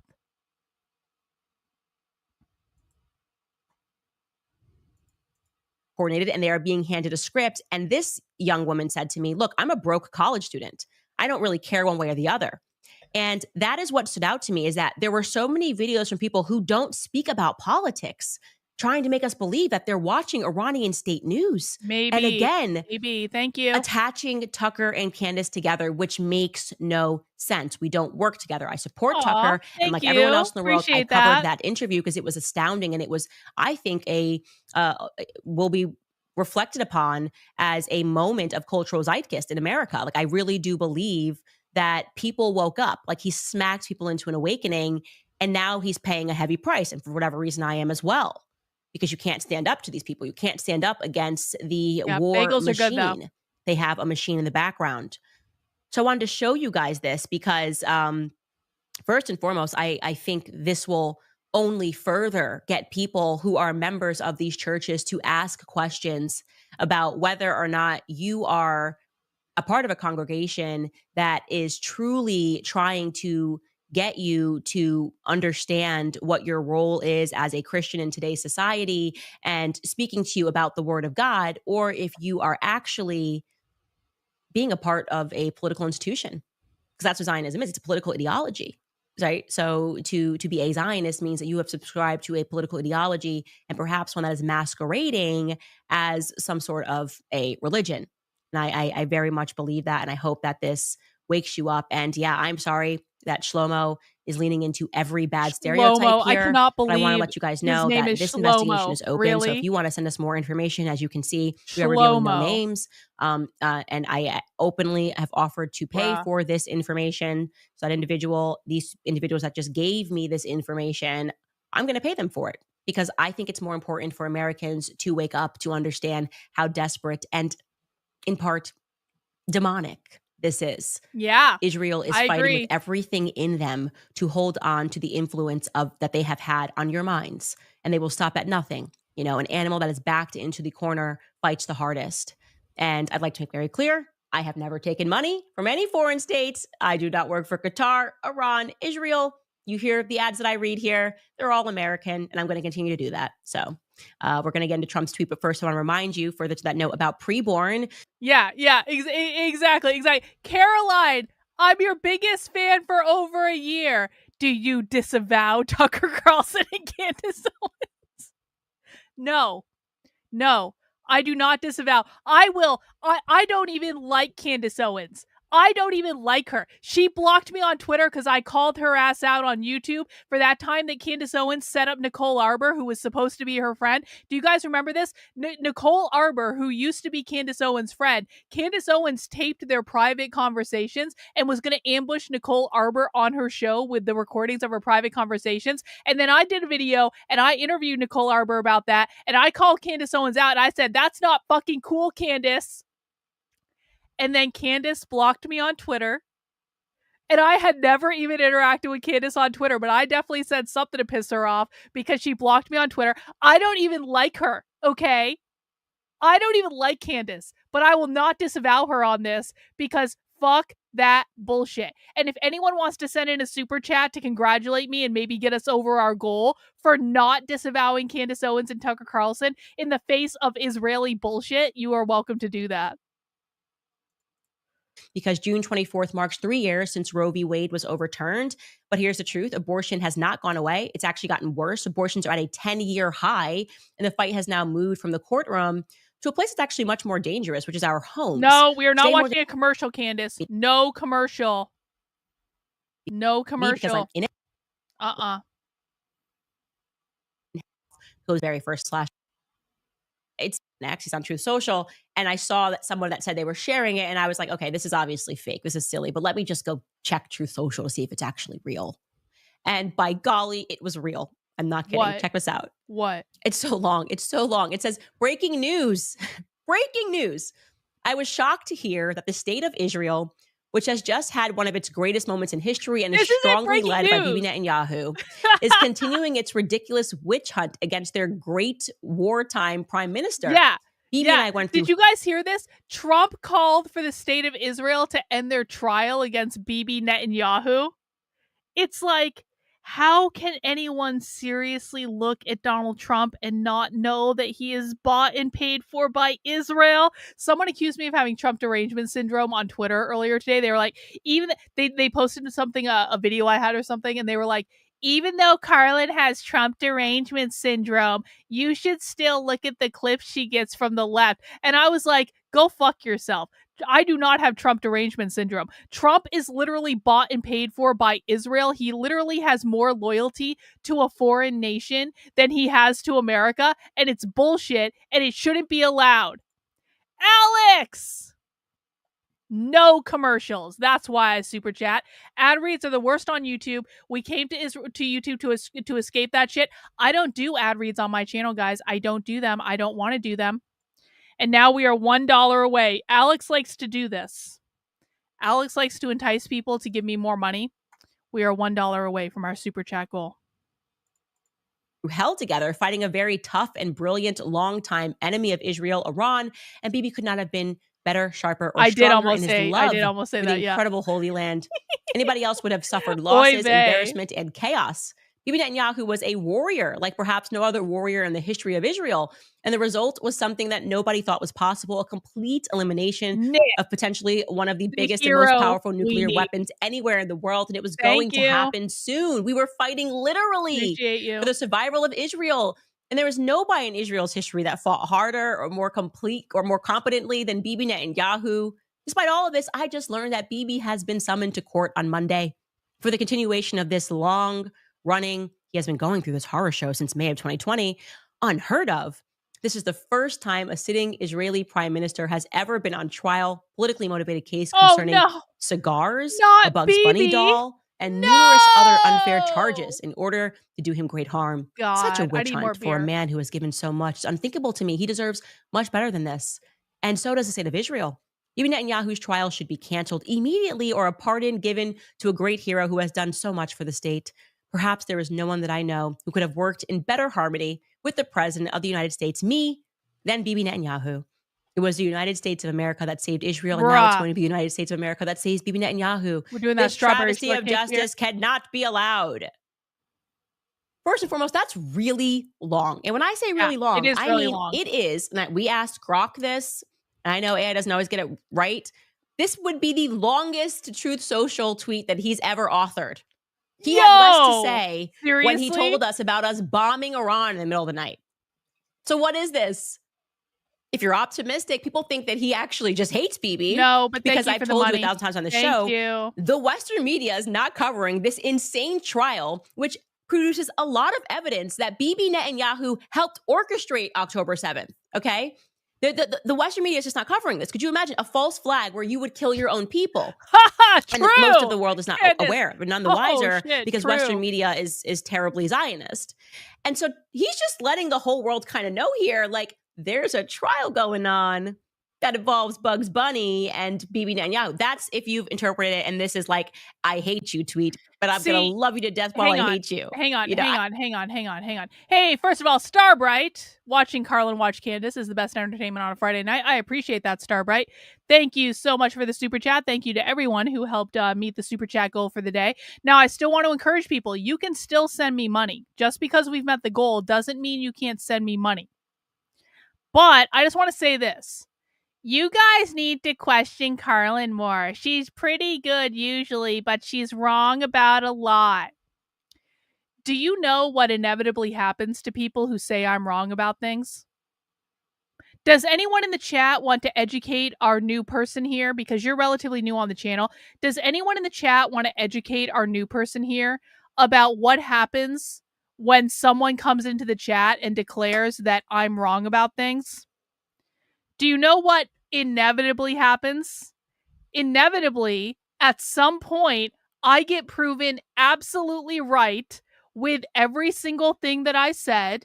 It may take days. It may take months. Sometimes it has taken years. But inevitably, I will be proven right about what I said. And that's why we actually have a tradition on this channel where when you are wrong about something and I am right about something, you owe me a $2 super chat. It's not much, it's $2, it's nominal, but we need there to be some acknowledgement that you were wrong and I was right, and almost every single person in my audience has had to pay me a $2 super chat at some point, because inevitably, anytime anyone questions me on literally fuck off anything, I end up being right and they end up being wrong. So I wish you the very best of luck and get your $2 ready because you're going to owe me that someday. I don't know if he could swing from so vociferously being like, F this, as he was on Monday, to suddenly being like, I love Bibi's amazing. So what's he doing here, guys? What is he doing here? Anyways, if he is trying to waken people up to Bibi's crimes, this is a way to do it. I told you got to go pursue that documentary, The Bibi Files. You'll be aware of him and be very much aware. Pursue like The Bibi Files. We should watch that. Haaretz, and you can download it in English, of going through the trial, like Qatargate, everything that is involved, which very heavily suggests that Bibi Netanyahu knew what was happening on October 7th, and the people in charge of the army allowed the attack to happen and were given instructions not like to ignore the activity that was happening on the border. And yeah, because I've been following that, I'm just like, if he's not playing chess, he's actually saying, leave this man alone. I can. This is lunacy. 100%. That is lunacy. Yeah. It's one or the other. Who knows? We can do that. Okay, before I get into your comments, Not today, I do but want we to can say do I that. saw the headline that Lizzo has mentioned me in her upcoming song. Hey, look, mommy, I Really? made it. Whoop, whoop. All the haters said I wouldn't make it. Here we go. Really? And then I also What found out did it's you Lizzo say? and it's SZA, by the way. I am not hip. I am not cool. You guys know this. I went to my cousin. I was like, who's Za? Because it's spelled SZA. I was like, Lizzo and Za have me in their song. And she looked at me, Mia, and she was like, it's SZA. And I was like, that is not how you spell scissors. She said it's SZA. So SCA is SZA. Okay. I have 4 kids. I don't have to be hip anymore. Okay. So Lizzo and SZA apparently hit the studio together and they started previewing some of their songs on Instagram and were showing some clips. And SZA, who is appearing on Lizzo's forthcoming project, can be heard on the track. I don't know if it's her or it's Lizzo addressing me. And they're calling me a longtime critic of Lizzo. That's not true. Lizzo and me should be friends. The line in the song is, and I quote, "City girls up, boys on their period. Candace Owens somewhere pissed. Mia, kiss my bleep." So that seems artistic. What I want to say, Lizzo, is if you're watching, of course, we'll play the song when it comes out. And I might even bop to it. I am not pissed about something that does not exist and can't happen. Of course, I'm not pissed. And I would be, I think I should be in your music video looking pissed, though. So hit me up, Lizzo. This is obviously very artistic. All right. That's it. That's all. We're done with Candace Owens. Candace Owens has moved on from the Jews.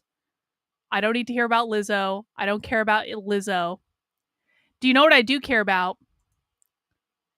Steven Crowder dragging Candace Owens, because this happened the day before. So Candace did that show yesterday.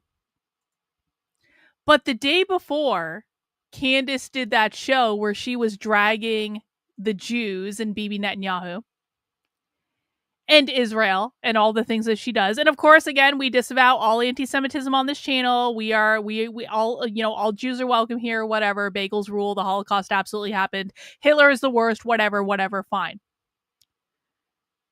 The day before Candace did that show, Steven Crowder dragged Candace for lying to people, allegedly. And so how I saw this clip was I started seeing all these people on Twitter going, Steven Crowder is totally exposing Candace Owens as the worst person that's ever lived. And Candace's career is over because Steven Crowder is talking about Candace Owens to 100,000 people live. And I was kind of like, okay, well, I guess we'll see. But, and I said this earlier, but I'll say it again because we have more people watching now, and welcome all the new people that are watching. Please make sure everyone has mounted the like button. If you don't feel like mounting the like button, you can high five the like button.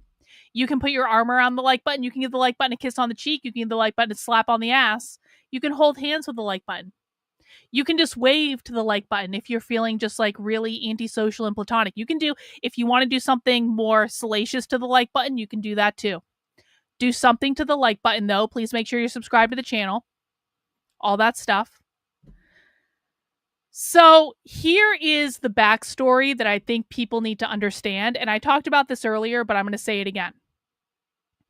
Let's go back. What was it? A couple of years.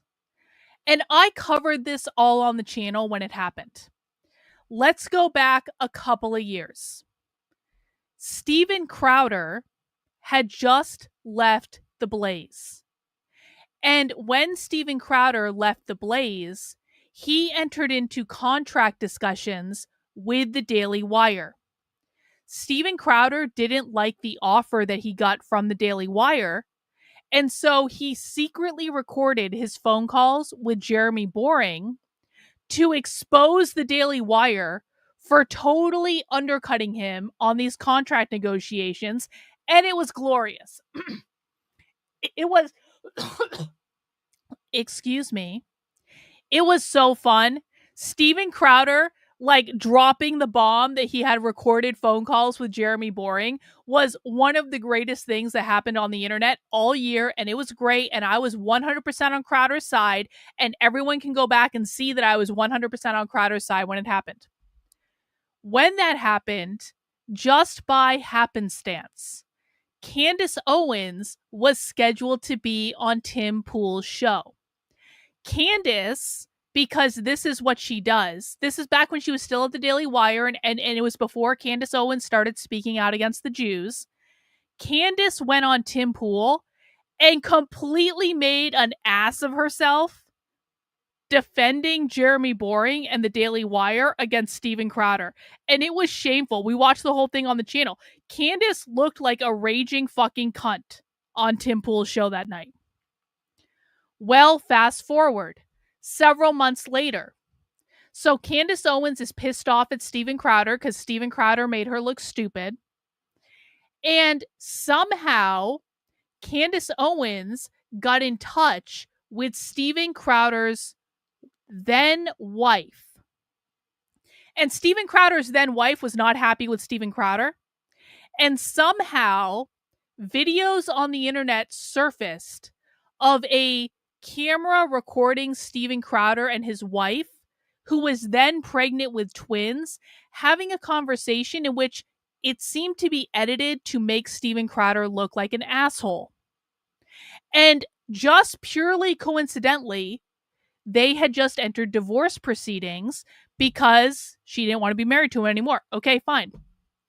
And then magically, Candace Owens swooped in and seemed to be working with Steven Crowder's wife to do a hit piece smear campaign on Steven Crowder using the camera footage that she got, obviously, from Steven Crowder's wife. Again, I was 100% on Crowder's side in that. People can go back on the channel and look.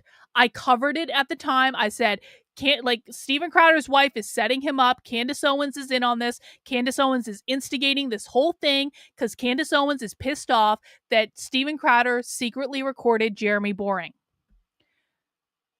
So I bet you what happened with this particular video is Steven Crowder has been waiting for a moment to get his glorious revenge on Candace Owens, because Candace Owens did legitimately blow up a massive story about Steven Crowder allegedly abusing his wife, which I don't believe Steven Crowder did, but that was the story.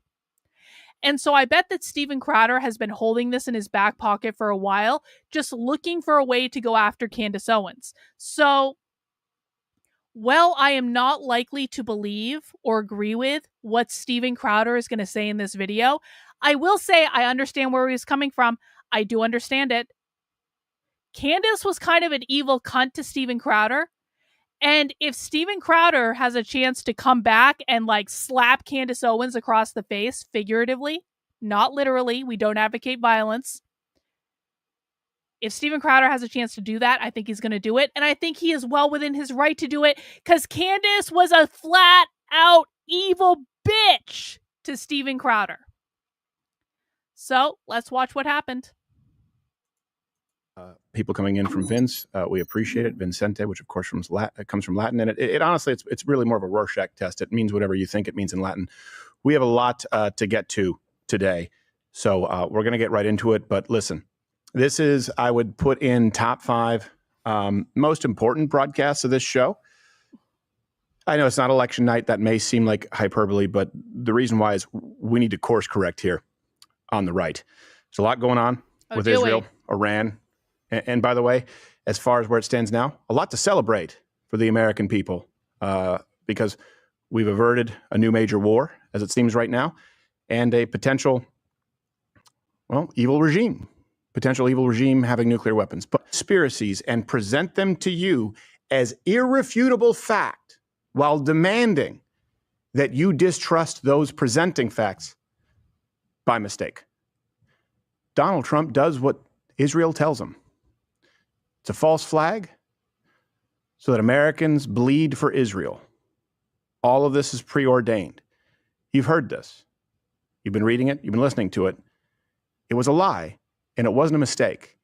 And we're going to go through the receipts, because if we expect the left to be honest, and we know that this information that's presented out on these shows and on social media has real-life consequences, then we have to act like it has real-life consequences. Let's do that. On with the show. Salt.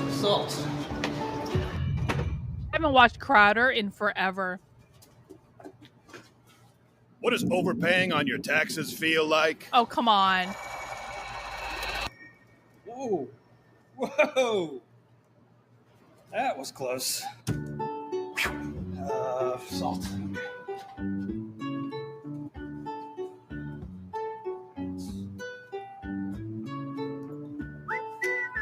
I want to fast forward, but at the same time, I want to see what's going to happen.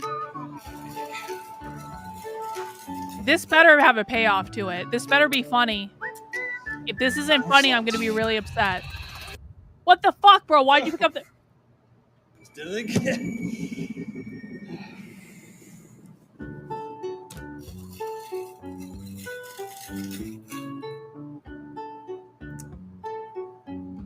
Listen.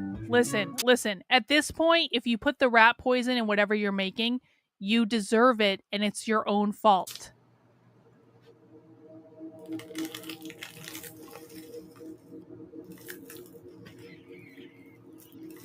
This better be funny. About like that. Don't let the IRS bust your balls. Visit tnusa.com/Crowder or call 1-800-958-1000 Okay, that's actually funny. Okay, I'm not even mad. I'm not even mad that we watched the commercial. I'm not even mad. Okay, fine.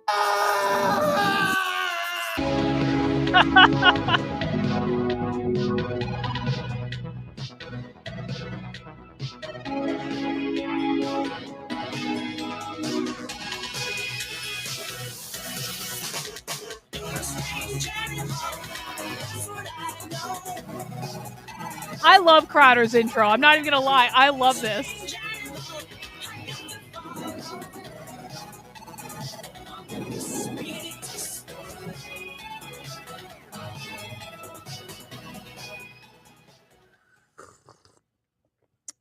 Glad to be with you. I'm going to get right into this. And before I do, I want to be clear, since, look, some people involved with covering the news and working in this medium are friends. None of this is meant to be personal. But it is personal to me in that I think we need to do better. I think we can do better here on the right. Divorce.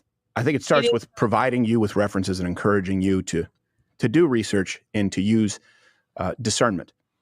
So first, let me ask you where you are, what you think about the news, the update with the ceasefire, Israel, Iran. And things can change, just to be clear. It is 11:05. I got Cassie on money.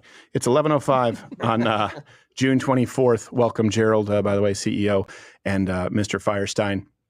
And I'm going to give you a timeline first and then get to the meat and potatoes of this day. There are still some uncertainties, let's put it that way. Here are things that are not in doubt.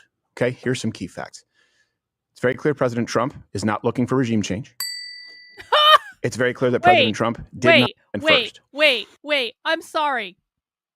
Didn't Trump literally post on Truth Social that he wanted to make Iran great again with regime change? I'm pretty sure he did, Stephen. And then get to the meat and potatoes of this day. There are still some uncertainties, let's put it that way. Here are things that are not in doubt. Okay, here's some key facts. It's very clear President Trump is not looking for regime change. Wrong. No. It's very clear that President Trump did not and does not want us to get into a protracted war. I agree with that. And it is exceedingly clear that President Trump is not controlled by Israel or the Jews. No. Wrong. No. No. No. I disagree. One in the chat. Let me just take a poll of the audience. Let me take a poll and get a pulse here. One in the chat if you believe that President Trump is controlled by the Jews. 2 in the chat if you believe that he is not controlled by the Jews. 3 in the chat if you aren't sure and you don't have an opinion on the topic. 1 in the chat if you feel that Trump is controlled by the Jews. 2 in the chat if you feel that Trump is not controlled by the Jews. 3 if you don't have an opinion. See a lot of 1s. I see 1 or 2 2s. And I see some 3s. Oh, there are a couple more 2s. Okay. Couple more 2s. 1.5.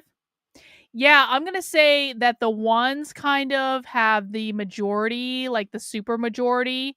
And then there's the 3s, and then there's the 2s. Everyone's entitled to their opinion. We aren't going to fight about it. Everyone is allowed to believe what they believe. If anything, they do what he say.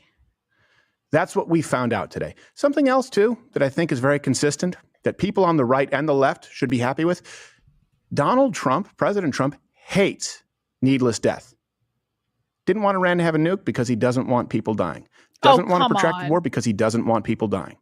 Always opposed the war in Iraq because he doesn't want people dying unless it is an absolute necessity. These are good things. People talk about infighting. People talk about the fracturing and the civil war on the right. Today is largely a good day. These are good things to know. These are even things that are so good that those on the left should be thrilled, over the moon to find this out, or to at least confirm it today. Again, let me reiterate, people make mistakes. Okay, we have here many times, and we always do our best to correct them. People get stories wrong. There are stories out there that are created so well from trolls, sometimes it's hard to tell if it's real or fake. People do not combine different elements, different. I don't want to say the term Thanks, facts. Brennan. I don't want to use that term. Non-facts. Weave together stories, narratives, participants to present to you a conspiracy as though it is irrefutable fact by accident. It doesn't happen by accident. And when people have been doing this to you, false flag, PSYOP, controlled by the Jews, they have been telling you to discount people who've been doing their job correctly. This is an entertainment show, but I'm even talking about those in news. We applied the same standard during COVID. It's not, wait a second. What did you do at that time? It's what did you do with all of the other information that was available to you at that time, Fauci? Did you discount any of the data as it related to lockdowns, as it related to vaccines, as it related to the Wuhan market versus a lab? Were there doctors saying, hey, you may be wrong? And did you eliminate their voice or try and discredit them? That has been happening on the right with people saying, don't trust anyone who says, hey, there might be something to Iran being dangerous with a nuclear weapon. They're shills. Donald Trump's controlled by the Jews. Impeach him. You guys understand this has real world consequences. And I want to give the people who've been doing this an out. Just say. I'm going to go ahead and say it now. Again, I completely understand why Steven Crowder wants to drag Candace Owens. And I support it unapologetically, regardless of if I agree with him or not. However, I do not believe that Steven Crowder believes the most important issue in the world is whether or not Iran has a nuclear weapon. I don't think Steven Crowder gives two shits about if Iran has a nuclear weapon. I don't think he's going, guys, it's just over if Iran gets a nuclear weapon. It's over for America. I don't think he's saying any of this. I don't think he believes that. I don't think he cares. He's just using this to drag Candace Owens. You made a mistake. Let's do that. Reset. Do right by your audience. Do right by your country. That's why we're broadcasting wide, by the way, by request from Chris Pavlovsky of Rumble today on YouTube, because a lot of the people who've been feeding you this still make most of their money on YouTube, being the free speech advocates that they are. Wait. So hang on. The CEO of Rumble specifically asked Steven Crowder to broadcast on YouTube on the day he knew that Steven Crowder was going to drag Candace Owens? Does that seem suspicious to anyone else? Rumble, which wouldn't give Nick Fuentes a green check mark, until he had like 100,000 subscribers. I have like not even 4,000 subscribers on Rumble, and I have a green check mark, but Rumble refused to give Nick Fuentes a green check mark until he had over 100,000 subscribers. Rumble, who, even though Nick Fuentes is in the top streamers on their platform, Nick Fuentes had like 60,000 people watching him the other night. He's never going to get a Rumble contract. Rumble, who has Dave Rubin in their executive group, or they did at one point, because locals sold out to Rumble. And you're telling me that the CEO of Rumble specifically went to Steven Crowder and said, Steven, I think you have a really important message about how Candace Owens is lying about Israel. Can you please broadcast that on YouTube in addition to Rumble so that that message can get out to the widest possible audience? I'm sorry. Steven, can you say that again about the CEO of Rumble? With people saying, don't trust anyone who says, hey, there might be something to Iran being dangerous with a nuclear weapon. They're shills. Donald Trump's controlled by the Jews. Impeach him. You guys understand this has real world consequences. And I want to give the people who've been doing this an out. Oy Just vey. say you made a mistake. Yeah, oy vey. Let's do that. Reset. Do right by your audience. Do right by your country. That's why we're broadcasting wide, by the way, by request from Chris Pavlovsky of Rumble today on YouTube, because a lot of the people who've been feeding you this still make most of their money on YouTube, being the free speech advocates that they are. Yep. So, timeline. Last night on Truth, and a lot has happened since then. There's so much that's happened since then. The story developed on my car ride from my home. By the way, can I just say, this Spyglass beer, Shortcake Protocol, this beer is everything I hoped it would be. This beer tastes like a strawberry shortcake. It is so effing good. Spyglass in New Hampshire, there is no better brewery in New Hampshire that does sours other than Spyglass. So good. To the office this morning, and I was listening to a news briefing in the car. It's weird how they allowed this on YouTube. That's how Isn't much that funny? this story has developed and how rapidly it has developed. So last night, President Trump announced a ceasefire between Israel and Iran. Congratulations to everyone. World You've probably peace! read this already. That World happened. peace was Not everyone achieved. initially, especially in Iran, was happy with the talk. By the way, just so everyone knows, Israel has not only been bombing the shit out of Lebanon since they signed that ceasefire, Israel is now basically saying that they're going to continue to bomb the shit out of Iran, even with the ceasefire. So world peace was destroyed within like half an hour of Trump getting this alleged ceasefire deal. And and this is like one of the most disgusting things that's ever happened. So I saw, who was it? DC Drano. Did anyone see this? I tweeted about this at the time. DC Drano on Twitter said something like, the Nobel Peace Prize isn't even good enough for Donald Trump. They should create a whole new Peace Prize and call it the Donald Trump Peace Prize. And he literally said this right after Israel had assassinated one of Iran's like supreme leaders or whatever.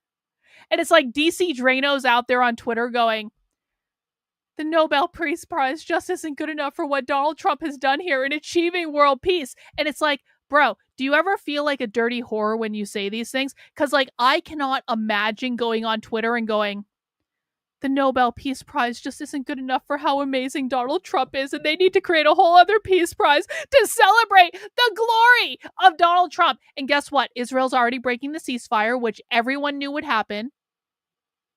Steven Crowder probably knew it would happen because he's not actually stupid. But yet here we are. Yeah, this is Trump's mission accomplished moment. His body language is like he's been coerced. Yeah. Thanks, Rottweiler. Talks of peace. Now this is good news. All you need is love. All you need is love. Can't make everybody. We can't be on the same page with not with everything. No. So the ceasefire, the agreement, was tested this morning. when the IDF said that they would be responding to Iran's violation of the ceasefire. They posted, in light of the severe violation of the ceasefire carried out by the Iranian regime, we will respond with force. Donald Trump then dropped a warning on Israel. Truth Social, he said, Israel, do not drop those bombs. If you do it, it is a major violation. Bring your pilots home now, Israel. Donald J. Trump, President of the United States. And he was very irritated. Again, a man who clearly he was in all caps. Needless death. Yeah. And in a response, heated, I believe, depending where you are, night, morning, early this morning, he dropped the F-bomb, and rightfully so, in a line that I hope goes down in history with tear down this wall and 7 years ago, and the only thing to fear is fear itself. He addressed this situation with reporters and specifically was angry with Israel if they were going to do this. Israel says that Iran violated the peace agreement and the ceasefire agreement. Do you believe that Iran is still committed to peace? Yeah, I do. They violated it, but Israel violated it too. Are you questioning if Israel is committed? Israel, as soon as we made the deal, they came out and they dropped a load of bombs, the likes of which I'd never seen before. The biggest load that we've seen. I'm not happy with Israel. You know, when I say, okay, now you have 12 hours. Oh, yeah? It's your understanding that they haven't been bombing them? I think you're a little naive. And I think you probably haven't heard about, basically bombs going off in Iran yesterday that were definitely totally not planted by Israel. So I think you're a little naive, Jason, and I'm starting to wonder if you're Jewish. Are you Jewish? Are you Jewish, or are you a member of a dispensationalist church? Because that's really the only explanation for people. The only way that you don't know that Israel is still fucking with Iran is if you are Jewish, is if you are a Christian dispensationalist, or if you are not paying attention to what's going on. So no, your understanding is not correct. I'm very sorry. You could be any one of those things, but that's not right. You don't go out in the first hour and just drop everything you have on them. So I'm not happy with them. I'm not happy with Iran either. But I'm really unhappy if Israel's going out this morning because the one rocket that didn't land, that was shot, perhaps by mistake, that didn't land. I'm not happy about that. You know what? We basically have two countries that have been fighting so long and so hard that they don't know what the fuck they're doing. Do you understand that? True.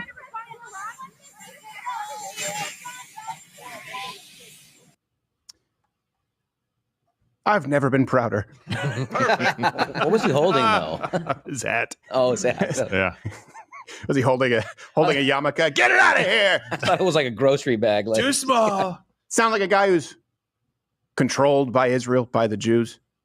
I'll be Wherever right you back. line up. Isn't this a good thing? I gotta go. I gotta go to the little socialist room. I'll be right back. I'm gonna let this play. Let me know if I miss anything. I'll be right back. Bye. Isn't this a good thing for the country? Didn't we all get what we wanted here? No war.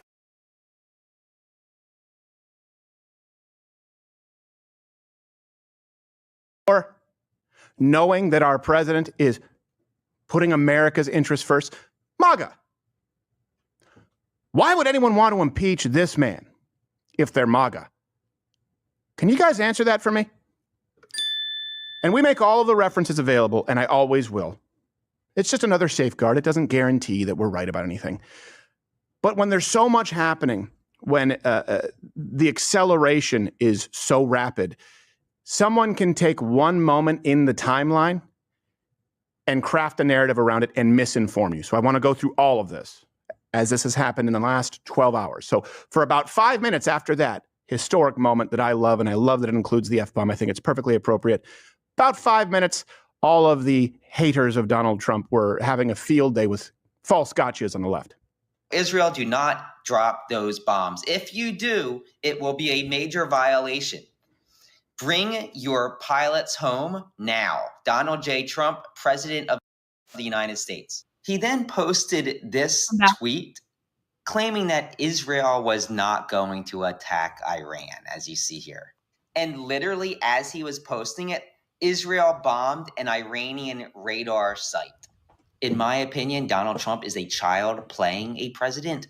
Brian Krasenstein, citizen of the United States. Now, in this case, maybe he made a mistake, or maybe he's deliberately lying to you to misinform you because he posted that additional Truth Social post saying, hey, look, they attacked this site. This must mean he's lying. Well, 8 minutes before that, Cassie Akiva, who did some great work, by the way, Daily Wire, reported from Netanyahu's office 8 minutes before that video. In response to Iran's violations, the Air Force destroyed a radar installation near Tehran. Pursuant to the conversation between President Trump and Prime Minister Netanyahu, Israel has refrained from additional attacks. She laid out a great timeline, too. I'll post a link to this, today's events, and I'll just sort of recap it again if you're still a little bit murky, because a lot has happened. And by the way, you could be a brain surgeon or a rocket scientist and find this confusing, just to be clear. So timeline, kind of, let's go 1 through, I believe, 7 she does. 1, Trump announces a ceasefire yesterday, giving 6 hours to both sides to wrap up their operations. 2, Israel starts to bomb Iran heavily. 3, Iran shoots 5 missile barrages at Israel, 1 of which kills 4 people. 4, Trump's deadline goes into effect and Iran shoots another barrage. 5, Trump announces his deadline is in effect on Truth and asks for no more firing. 6, Iran fires 1 missile 3 hours later, which does not land per Trump. 7, Israel vows to respond. 8, Trump publicly demands that Israel not respond and that its planes turn around. 9, Israel strikes a minor site and turns its planes around. And they've made it clear that at least at this moment in time, they plan to honor it. Here's what's happened. President Trump here is not controlled by anyone else. He is the parental figure in the room, and he has counted to 3, and everyone knows he mean what he say. Don't you dare. Don't you dare do that. Did you hear me? Hey, stop. Hold it right there. You put that ice cream in your mouth, and you are in very, very, very big trouble. Don't you dare go anywhere beyond that. Put it down right now. I am not going to say it again. Ice cream. Do it. I am not going to say it again. I am not.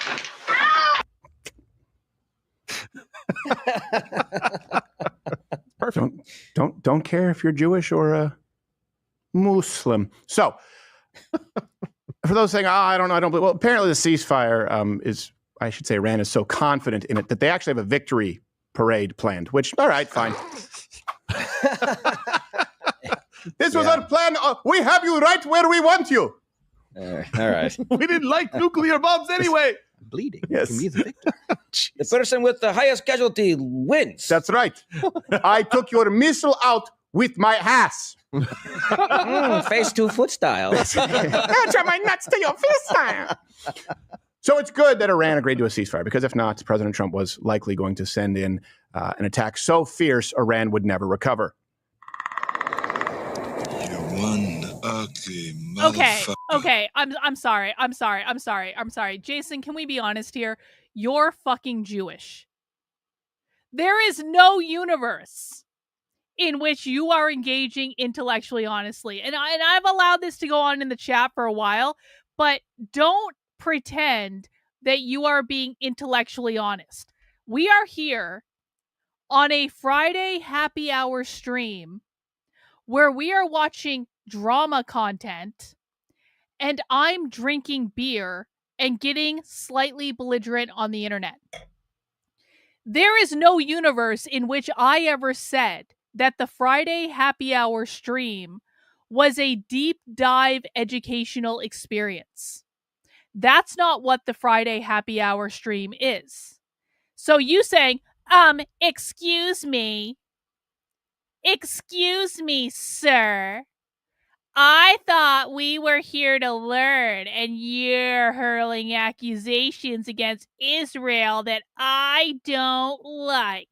Do you care to explain yourself about why you're saying things about Israel that I don't like? Bro, shut the fuck up. You have no credibility in my chat at all. I don't owe you any fucking explanation for anything. I was very clear about what this stream was at the very beginning. You don't know what the fuck you're talking about. You don't even know that bombs went off inside buildings in Iran yesterday that were probably planted by Israel, bro. You don't know that Israel's, Minister of Defense was literally talking about bombing Iran again earlier today. You don't know shit about shit. You are not smart enough to be here. You can either learn and adapt, or you can shut the fuck up. Yes, my chat is going to insult you. Yeah. 100%. In fact, I would like everyone that disagrees with Jason to call Jason a name. I would like you to shame him aggressively. Because you want to know what, Jason? In my community, we have built a community of people that when someone in my chat is acting like a boneheaded loser and an intellectually dishonest shill, we shame the fucking shit out of that person. And now you have a choice, Jason. You're about to get shamed colossally by my chat. My chat is not going to be apologetic about this because we don't want stupid people in our chat. And you have a choice, Jason. You can either learn from this experience and you can adapt and you can be better. Or you can run away crying and probably go to Twitter and go, Karlyn is a narcissist and she is the meanest person in the world. You can do either of those things. I don't really give a fuck. Because you don't know what you're fucking talking about. And no one takes you seriously. So gross. Hey, it's worse here than there. She said it. Yes, She can- yes. And I love, look, people talk about words. No, the actions are what define you. If right now you're going to go, look, I'm done. Look, you heebs, you towelheads, stop it. It's enough. You're going to make it about words. You're going to make it about the fact that he used the F word. This is also something you see on the right, the pearl clutching. So this ceasefire brokered, okay, by President Trump. He's the adult in the room. And he is has America first. already fallen apart. Now I want to get to what has been a real problem and something that needs to be corrected, or not just Republicans. Conservatives will not only lose in the midterms, all of the momentum, which is a hard word to say. Can we just all be very clear? Conservatives and Republicans are 1,000% going to lose in the midterms. There is no reality in which Republicans are going to win the midterms. Trump destroyed that reality as soon as he dropped a bomb on Iran. Trump created irreconcilable differences between people who supported him that were anti-war and people who supported him that are pro-war neocon Zionists. There is no universe in which the anti-war wing that helped vote Donald Trump into office is going to vote Republican in the midterms. There is no universe in which that's going to happen. So Republicans have already lost the midterms. They're over a year away. Congratulations, Republicans. You fucked this up in spectacular fashion, all because you had to suck the dick of Bibi Netanyahu. And now the left is going to get power and Trump's not going to be able to do anything for the last 2 years of his presidency. And Republicans are going to cry. They're like, why didn't anyone vote for us? And the reason is that you were sucking the cock of Israel for the first 2 years of the Trump presidency. And we didn't want that. And we didn't vote for that. We wanted mass deportations. We didn't want war with Iran. And Trump didn't deliver either of those things. And instead, all we've heard about for the past, how many months, is anti-Semitism, anti-Semitism, anti-Semitism, anti-Semitism, anti-Semitism, anti-Semitism, anti-Semitism.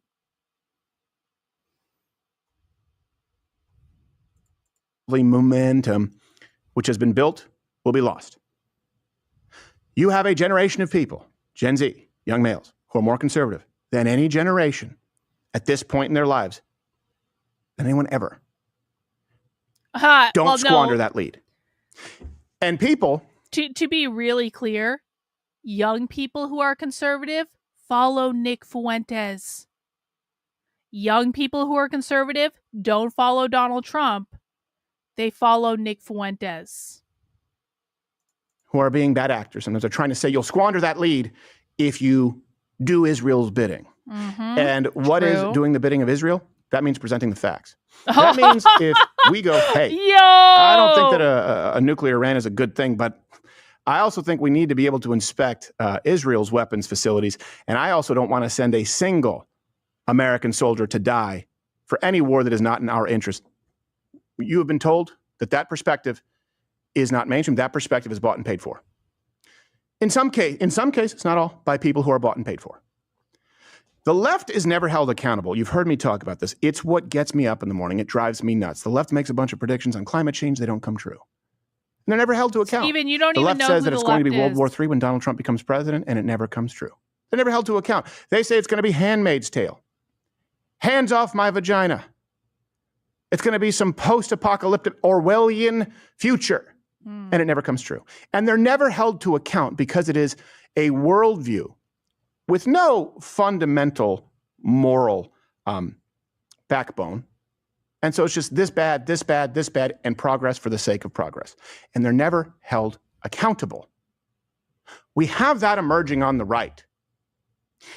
And the fake news that's coming from the right is not because it's controlled by legacy media and it's controlled by a perspective that won't allow voices of dissent. We have it emerging on the right because these people don't even know that they're controlled entirely by an algorithm. The algorithm rewards controversy. True. The algorithm rewards the lie if it's more clickable than the truth. And we can't run our country that way. We can't be doing this to our audiences. I'm very grateful because everyone serves a master. We serve you.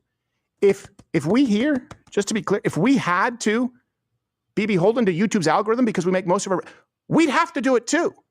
No, you don't actually have to do it. You don't actually have to do it. I was shadow banned for years on YouTube. I have only just begun to break out of the shadow ban that I was put into on YouTube. Precisely because I didn't play this fucking bullshit game. And did those couple of years where I was shadow banned on YouTube, did they really fucking suck? Yes. And do I really hope I don't get put right back into the shadow ban? Yeah. But guess what, Steven? Some people don't sell out ever. You do not have to play the game that the media and the social media companies and the algorithms want you to play. Is it a harder road? Yeah, it's a harder road. But there is no universe in which you are forced to play those games. You can survive without playing those games, and you build up an audience separate from the fucking algorithm, and you do it that way. Rottweiler, thank you for the super chat. Dispensationalists are those who back Israel because they believe they'll be raptured when the temple is rebuilt and stuff. I don't know what that word. Oh, capiche. Yes. Thank you, Rottweiler. I appreciate it. We couldn't say, hey, it's probably not World War III. And here's why, and here are the likely scenarios. We'd have to say, it's World War III and Donald Trump is a stooge for the Jews. Why? Because none of us would eat otherwise. What? Because that's what the algorithm rewards. Are you fucking shitting me? Steven Crowder's argument is that you will get more algorithm help if you say that Trump is a stooge for the Jews?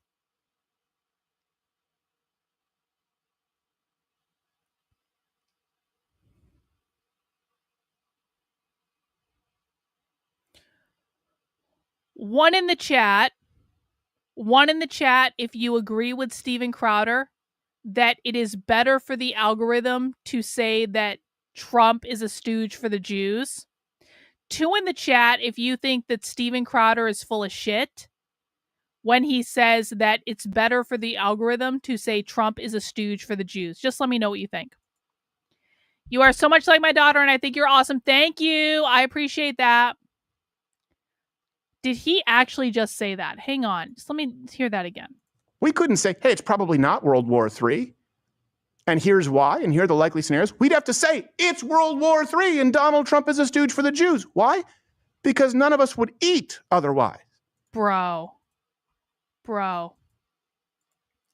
There is no universe in which Steven Crowder thinks that's true. Steven Crowder is a very smart person. He's been around a long time. Steven Crowder is lying through his teeth right now. There is no universe in which it is better for the algorithm to say Trump is a stooge for the Jews than it is to promote the glory of Israel.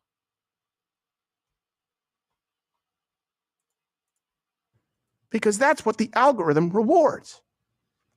Put that aside. People make mistakes. Knowing what I know now, and we'll get to this later, I would have very enthusiastically supported the use of bunker busters. I didn't. Now, that was a judgment call where I said, I don't know if it's a good idea. It may be, but I'm kind of split on it. Knowing what I know now, I would say absolutely. You can end a war, you can end human suffering and loss of life without killing anybody and eliminating a nuclear threat? Of course. People make mistakes.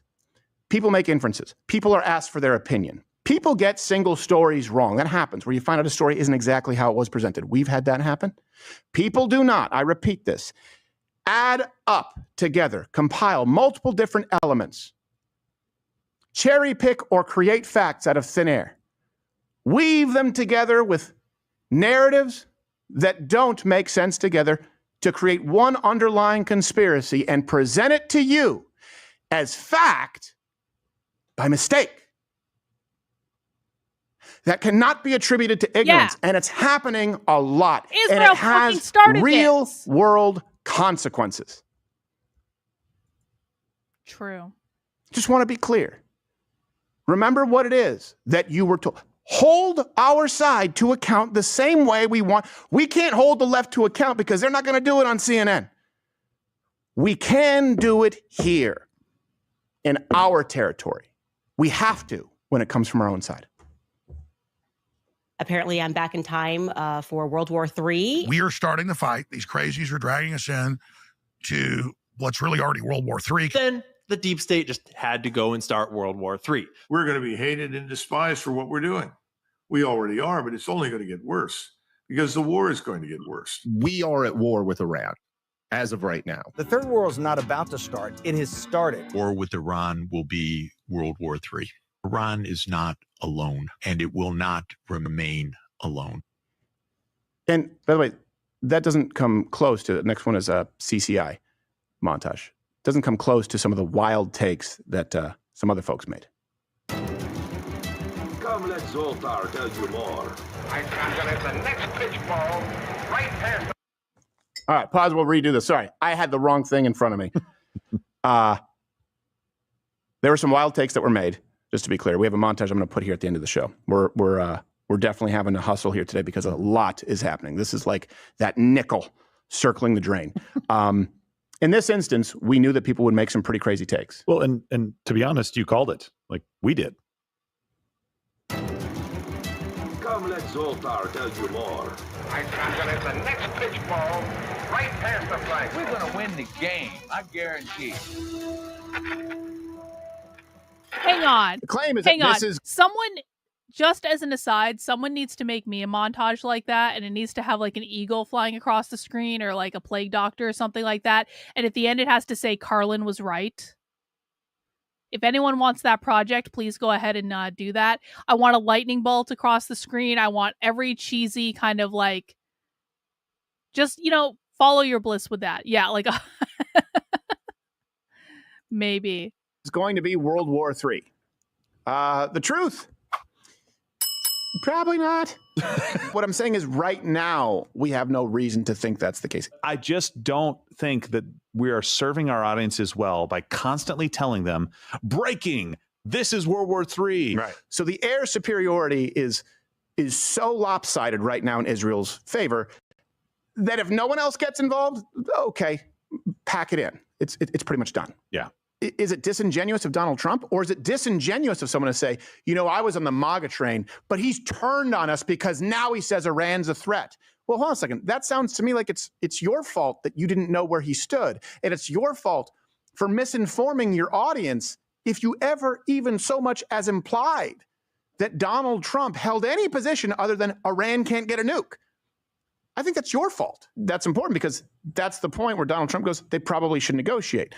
When it seems pretty clear that they've gone from 200 missiles launched to 35 in the span of a day.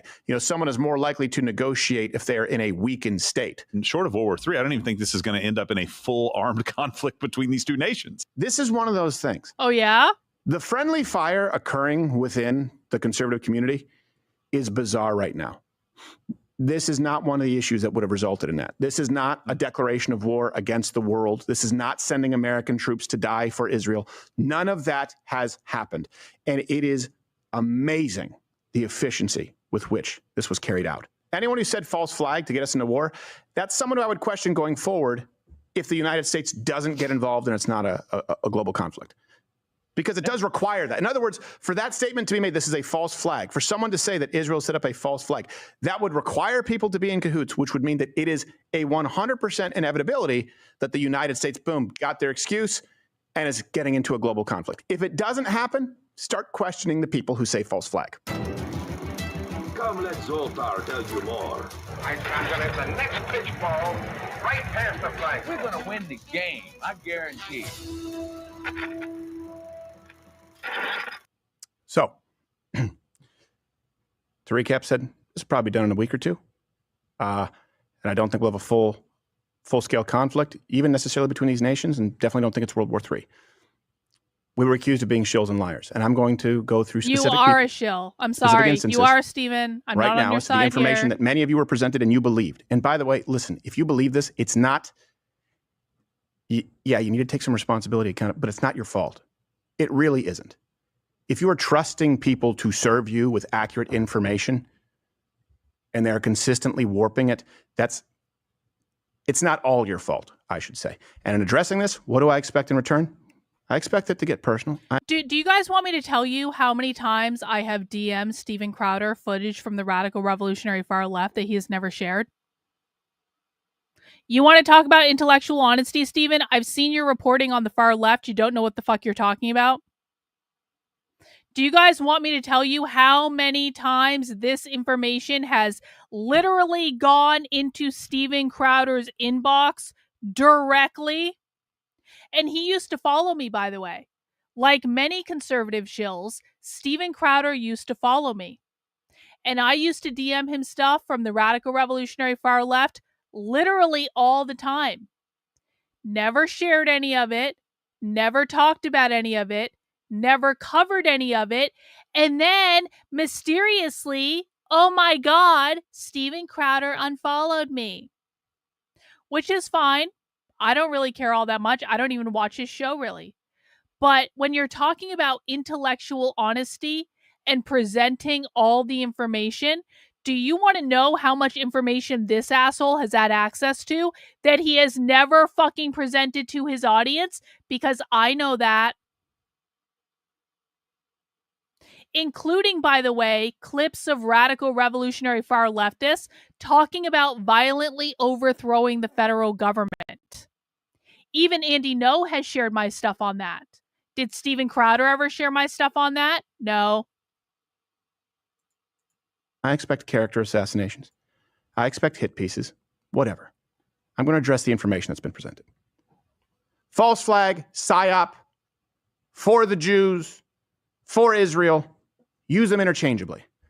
Let's go through a few examples, because right now we find ourselves at a point where war has been averted, ceasefire, and Donald Trump is in our camp. Just to be clear, too, I can't think of a president more in my camp. So what Donald Trump is saying is, you shouldn't have a nuke. I've been clear about that. Israel, you have a right to exist, but Jews, you are annoying me.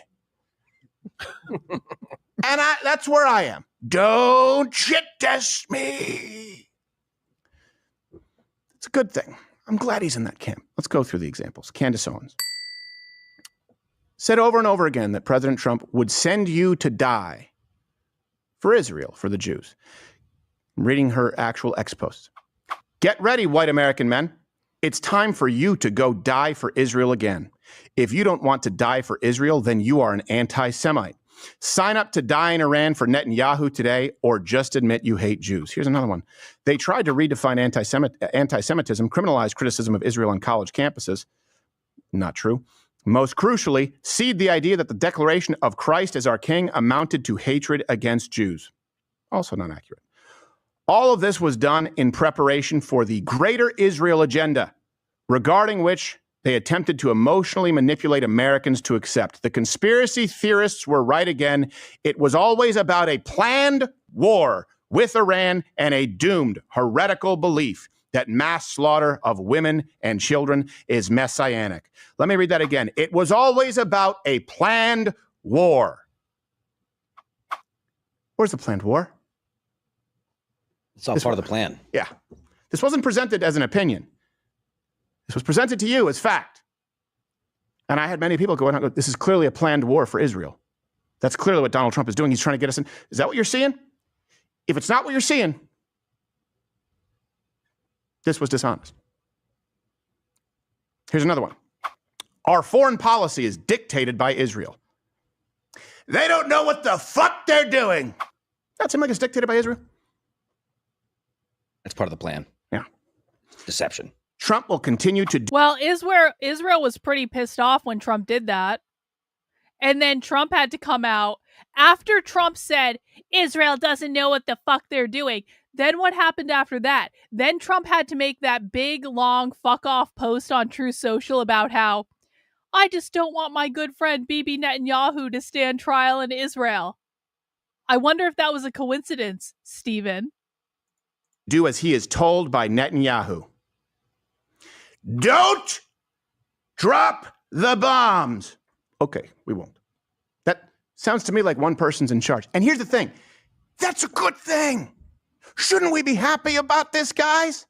Shouldn't we be happy that Donald Trump at a certain point had enough and said jump, and they said how high? Both sides. Trump will continue to do as he is told by Netanyahu. If you want to know what America will do, spare yourself the fake White House press briefings and start listening to Bibi. We are a colony of Israel. Your politicians are bought and paid for. Taking separate components, there are politicians bought and paid for by AIPAC, by the way. I can't stand AIPAC for the same reason that I hate Act Blue. They support Hakeem Jeffries. But combining that and saying that we are a colony of Israel, and spare yourself the fake White House press briefings. Also implications that everything here, everyone who disagrees, was fake. If it seems like I'm being harsh, it's because you were told that the people telling you the truth were fake, and the algorithm amplifies it, and it made your life worse, and it embarrassed you. You get it? By the way, the worst part is you don't even get to celebrate the win. No war. Good, done. No nukes in Iran. Yeah. Great. America. Guys, America. No nukes in Iran. Did you guys know that they didn't even get Iran's uranium? Did anyone see this story? No nukes! World peace! We've defeated the evil empire of Iran. Did you guys even hear this story that not only did the United States not destroy Iran's nuclear program, but then Israel bombed the same thing after the United States. Israel also did not destroy Iran's nuclear program. And then yesterday, it came out that Iran still had all their enriched uranium, and the United States basically said to Iran, they're like, Iran, do you want to give us all that uranium? Hand over the uranium, Iran. We didn't bomb it the first time. Israel didn't bomb it the second time. Can you just hand over the uranium that we both missed when we bombed you that time? But no, according to Steven Crowder, world peace! Absolute victory over Iran. Okay, Steven. All right. Not accurate, but okay. Is a colony of Israel. Spare yourself all the other fake information and know that you're going to go die for Israel, which ultimately led to an entire coalition demanding the impeachment of the man you voted for. Really, not enough. Candace Owens legitimately told service members that they should seek a dishonorable discharge, which, by the way, wouldn't be a dishonorable discharge. If you look at the way she described it, it would be desertion over a war that wasn't happening. LG19 writes, serious question, will there be jobs or community military members can join when I get a dishonorable discharge for not contributing to delete people or my body for the interests of a certain foreign nation benefit? I love this question. I do believe that if war in Iran is on the agenda, and that appears so, get dishonorably discharged. Who cares? Who cares? Why should you go die in a foreign land? You now have the benefit of 2020. You can see, think about those men and those women who died because they were pitched that they were serving their country because there were weapons of mass destruction, right? They were serving their country because the Taliban, they were serving their country, whatever. And these people gave up their lives. And ask yourselves, for what? Yeah, desert for a war that's not even happening. And here's the thing. Yeah, I get it. X isn't real life. But it turns into real life if people believe it. And some soldiers, I guarantee you, believed it. Some soldiers still fell for it. Some are still falling for it. Like Private who is still AWOL and doesn't know the war is over, anti-Semitic Jim. This guy got the short end. He doesn't. Hates Jews. It's all over, guys. Steven Crowder. People make war. mistakes. If it was all a mistake, just say it. Serve your audience. Serve the country, Candace. Tucker Carlson. He said that President Trump was complicit in an act of war with Israel. He said, politicians purporting to be America first can't now credibly turn around and say they've had nothing to do with it. He also predicted, and told you this, and many of you believe this, that a strike on Iran's nuclear facilities would all but guarantee leading us to... Can we just point out that the Joker that has been dragging Candace Owens this entire stream doesn't even know how to spell Candace Owens' name? Joe, you understand that's not how you spell Candace Owens' name, right? You've been here shit talking Candace Owens the entire stream, probably because you're fucking Jewish.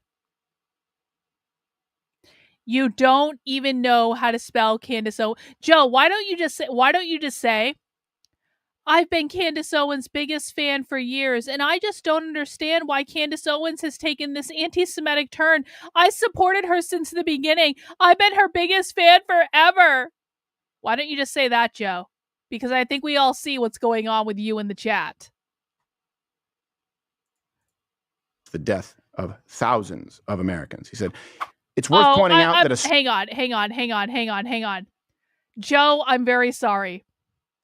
We have an IQ requirement to be a member of my audience. And the fact that you're unironically calling her Candace means that you do not meet the IQ requirement to be in my audience. And I'm very sorry, Joe. I just have to permanently ban you now because I'm not going to put up with that shit. It's far too stupid. It's beneath me. It's beneath the people on this channel. You must think that we're stupid. So you can go somewhere else. Go back to the Daily Wire. Goodbye. Strike on the Iranian nuclear sites will almost certainly result in thousands of American deaths at bases throughout, and he was clever enough to use the word almost, throughout the Middle East, and cost the United States tens of billions of dollars. The cost of future acts of terrorism on American soil may be even higher. Those aren't guesses. Those are the Pentagon's own estimates. A bombing campaign against Iran will set off a war, and it will be America's war. Don't let the propagandists lie to you. Don't let the propagandists lie to you. You know, like us, like the president who said, we're not going into war. We are going to make sure that they don't have nuclear capabilities. We have no interest in regime change. We've always had an interest in ensuring that a crazy, unstable, anti-American, anti-freedom country who has said they will use nukes, we've always said they can't procure nukes. But don't believe the propagandists who told you that and gave you the references and encouraged you to read them. Dave Smith. By the way, again, it's tough because some of these people I think present some arguments that are useful sometimes. Tweeted this about the war. Accordion net. Does anyone else feel like Steven Crowder got the call from Israel? 1 in the chat if you think Steven Crowder got the call. 2 in the chat if you think this is totally organic and just a coincidence. Let me know. Yahoo and other sources. Trump had full prior knowledge of Israel's attack and gave it his blessing while pretending to be negotiating with the Iranians as cover. So this is presenting, again, fact, not opinion. Netanyahu and other sources. Here are some facts for you, which leads me to this conclusion. If this is true, Trump is the most impotent bitch of a leader imaginable. He's allowing one side of a war who clearly wants to drag us in to lie about our involvement while not correcting the record. Either way, Trump has betrayed MAGA and every principle. Yeah. Steven Crowder got his $2,500 Bitcoin payment from Rabbi Shlomo.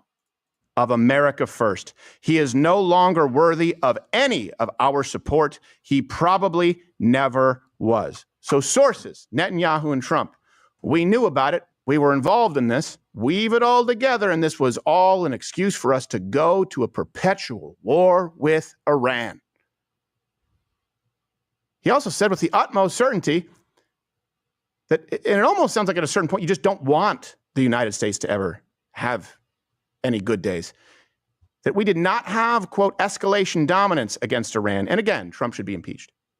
It was in 2007 that the Pentagon told George W. Bush that we cannot go to war with Iran because we do not have escalation dominance against them, essentially meaning that they can hit all of our bases and embassies in the region, and we are very vulnerable to them. To be sitting there talking about coming back to the negotiating table, it's like sitting after Pearl Harbor and telling FDR, now's the time to go negotiate with the Japanese. Right. Negotiations are over now. The time for negotiations was before this. And so, yeah, Donald Trump looks, and man, I supported him this last year. I apologize for doing so. It was a bad calculation. At the time, it seemed like the right one. But he should be impeached and removed for this one. Just say you made some mistakes, true. Dave. That's a 2007 reference. And by the way, listen, I am not a Dave Smith fan. I don't like Dave Smith. Dave Smith is afraid of me. For real. He's actually afraid of me. We'll talk about that story another day.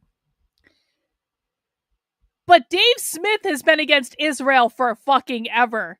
Dave Smith being against Israel is not breaking news. It's not new. He has always spoken out against this bullshit.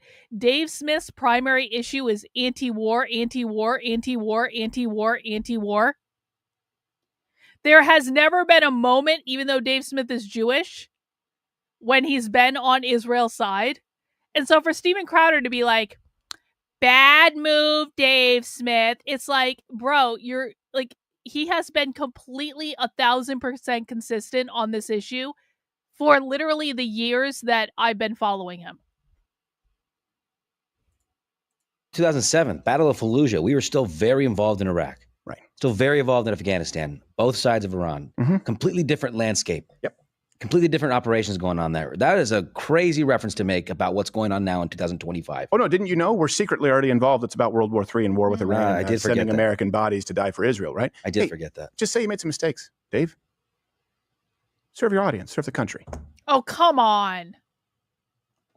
Never hear from me on this again. Be a propagandist. People make mistakes. Serve your audience. Serve Ian the Carroll. country. Ian Who Carroll. I believe works with Candace as well. He put this out there. Again. It's almost like Steven Crowder was given a hit list, isn't it? Isn't it funny that Steven Crowder is just going down the list of all the people that Israel really wants to shut up? Anyone who said false flag or PSYOP, the only way that works is if there's World War III. Accountability matters. This, quote, stopping Iran from getting a nuke narrative is propaganda cooked up by Israel.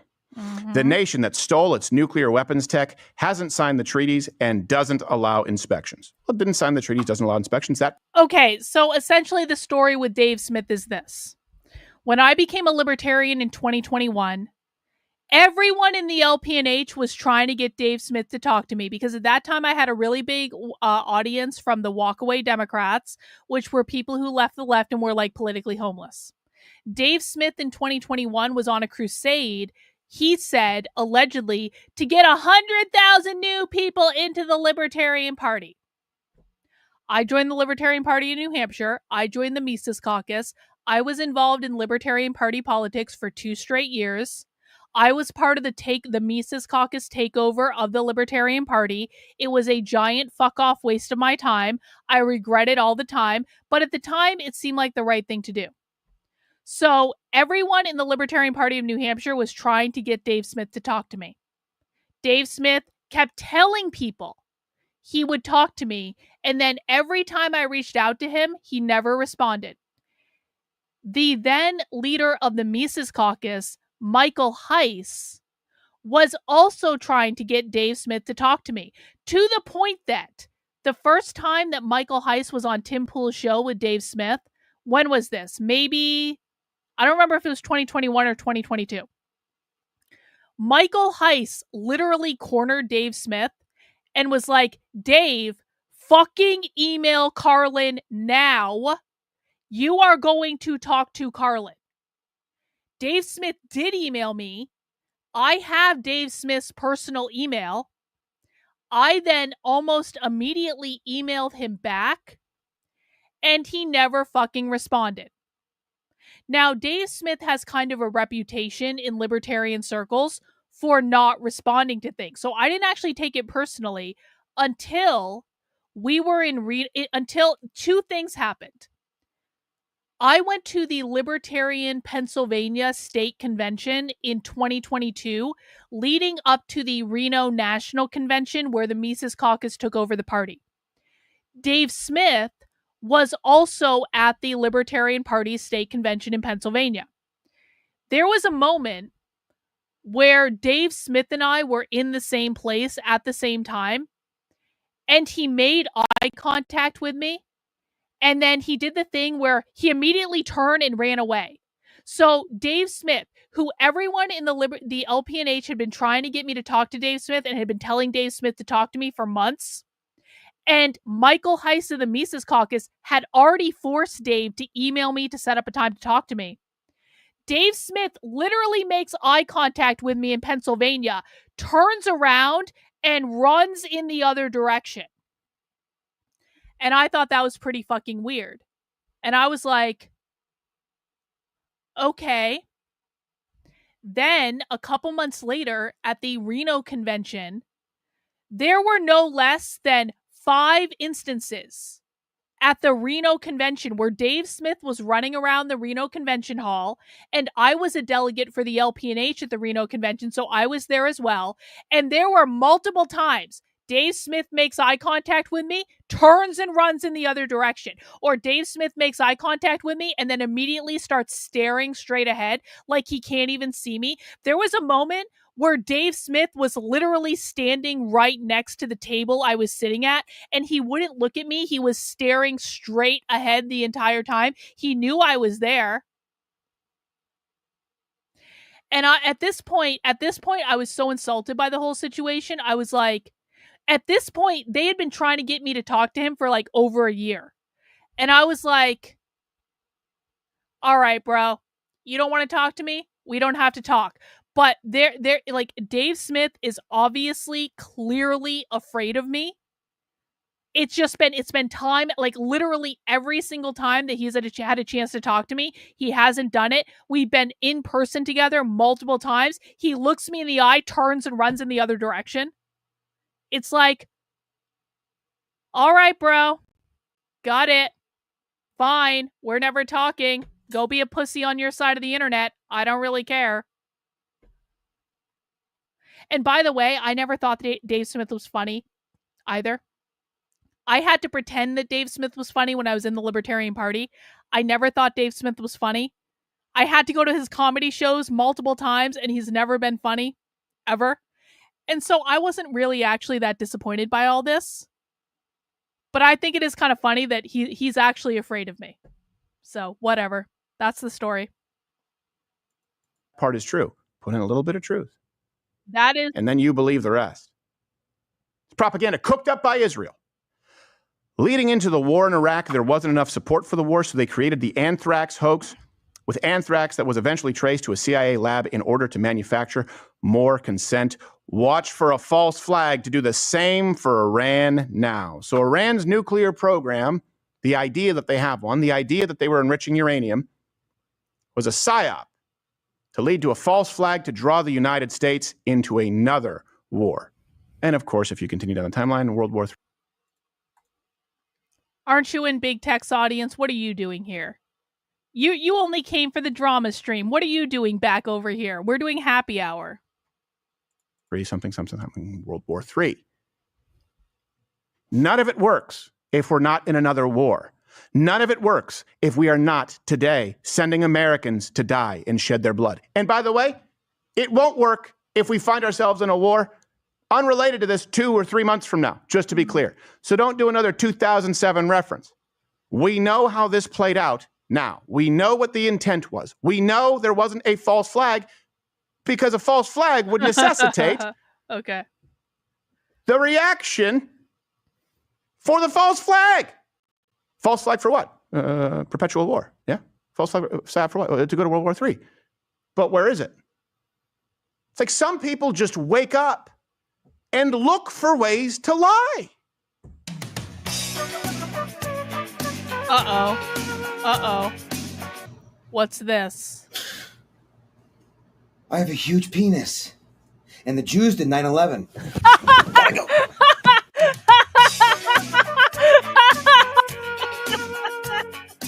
The Jews did do 9/11, though, unironically. Yeah, you take a guess, bro.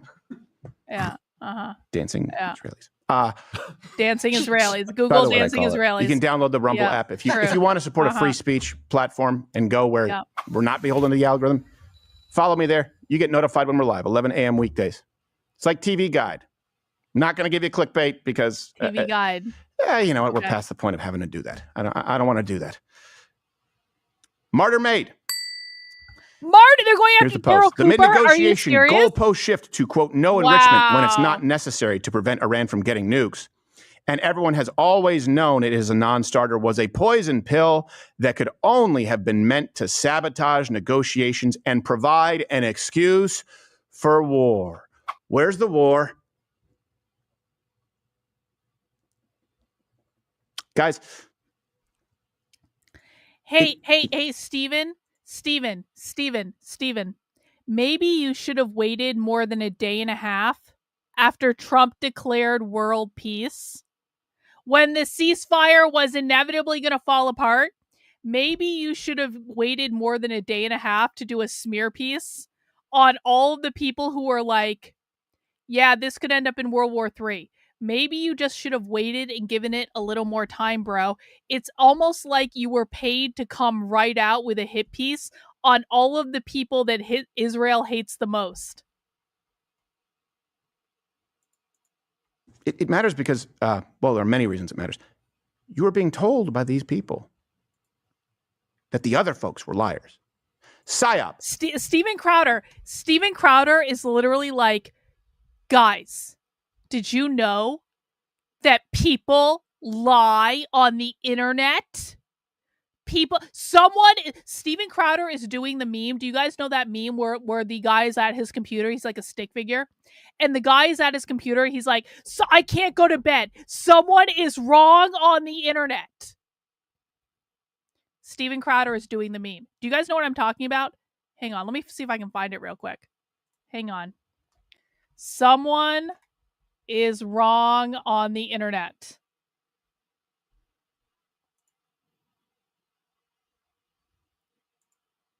Come on, pull up the meme. I see the picture. I literally just want the picture. That's all. That's all I want. Is the picture. That's it. Yeah, there it is. There it is. This is currently Steven Crowder.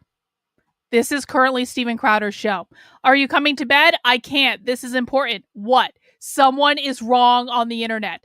People are lying on the internet. I had no idea this ever happened on the internet. It's absolutely unbelievable that people would not be truthful on the internet. This has never happened before. Steven Crowder is totally perturbed.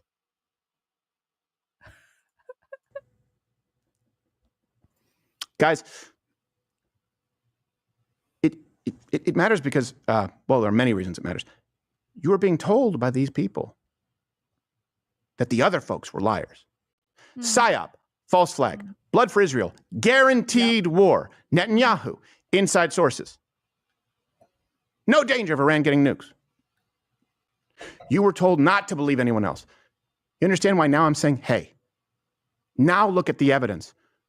They told you not to believe anyone else. I'm now telling you, please use your judgment and discernment going forward. And I encourage you if you use discernment, to read and to check out the people I'm referencing today. Please do. And contrast it with the truth, the information you have available to you at that time. Stu Peters responded after President Trump attacked Iran. Is an asshole. The Jews are grubbing their hands and salivating at the thought of American blood, and Zion Don is happy to give it to them. Zion Don is happy to give it to them. Don't send the planes. You don't know what the fuck you're doing. Wow. Sound like Zion Don? He's called Jews vampires? I guess. Salivating for blood? I guess it could be, right? That might be the implication. Matter of fact, Donald Trump has been more harsh on Israel than Barack Obama in dealing with them directly. Yeah, okay. Yeah, sure. He just doesn't want people to die. Trump just He's been doesn't remarkably want people consistent. to die. Iran can't have nukes. He opposes the war in Iraq. He opposes foreign intervention if it means that there will be needless death. Don't we want a president who doesn't want people to die?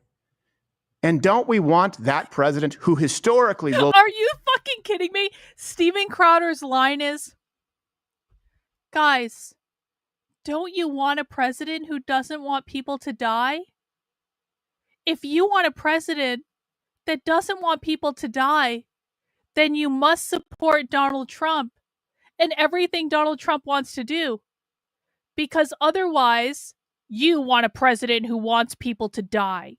And I think that's bad. And Donald Trump is not bad. Donald Trump is good. Donald Trump just doesn't want people to die. He is a peaceful man who only wants world peace. Don't you want people to not die? Like, are you serious, bro? Are you serious? I've only had 2 beers. You've been drinking gin and tonics. You have been drinking more alcohol than I have. I'm just getting a little bit more belligerent because I'm on the internet.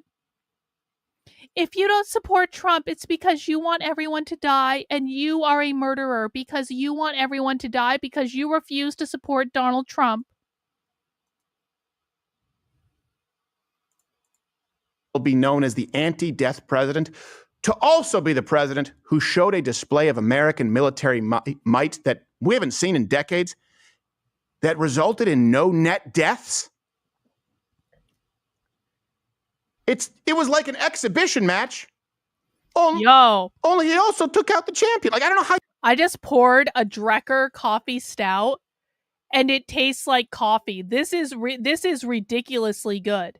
It's called Morning Ritual, a coffee milk stout. How much alcohol? What is the alcohol content? It doesn't say. That means it must be high. Anyway, Drecker Brewing is a great brewing company. They do a lot of really rich, kind of like very kind of lactose heavy beers. It's really good. And this tastes like coffee. It tastes like espresso. It is a cool can as well. How you do that? And so yeah, this is I don't get drunk. I just get more honest. True. And I think we're not broadcasting on YouTube anymore. This is something that I just ask you guys moving forward. You know, you often say this with COVID, and then after the fact, people go like, I wish we could have held them to account. Right now, at this moment in time, this morning at 11:42, Tuesday, June 24th, you can do it. So good.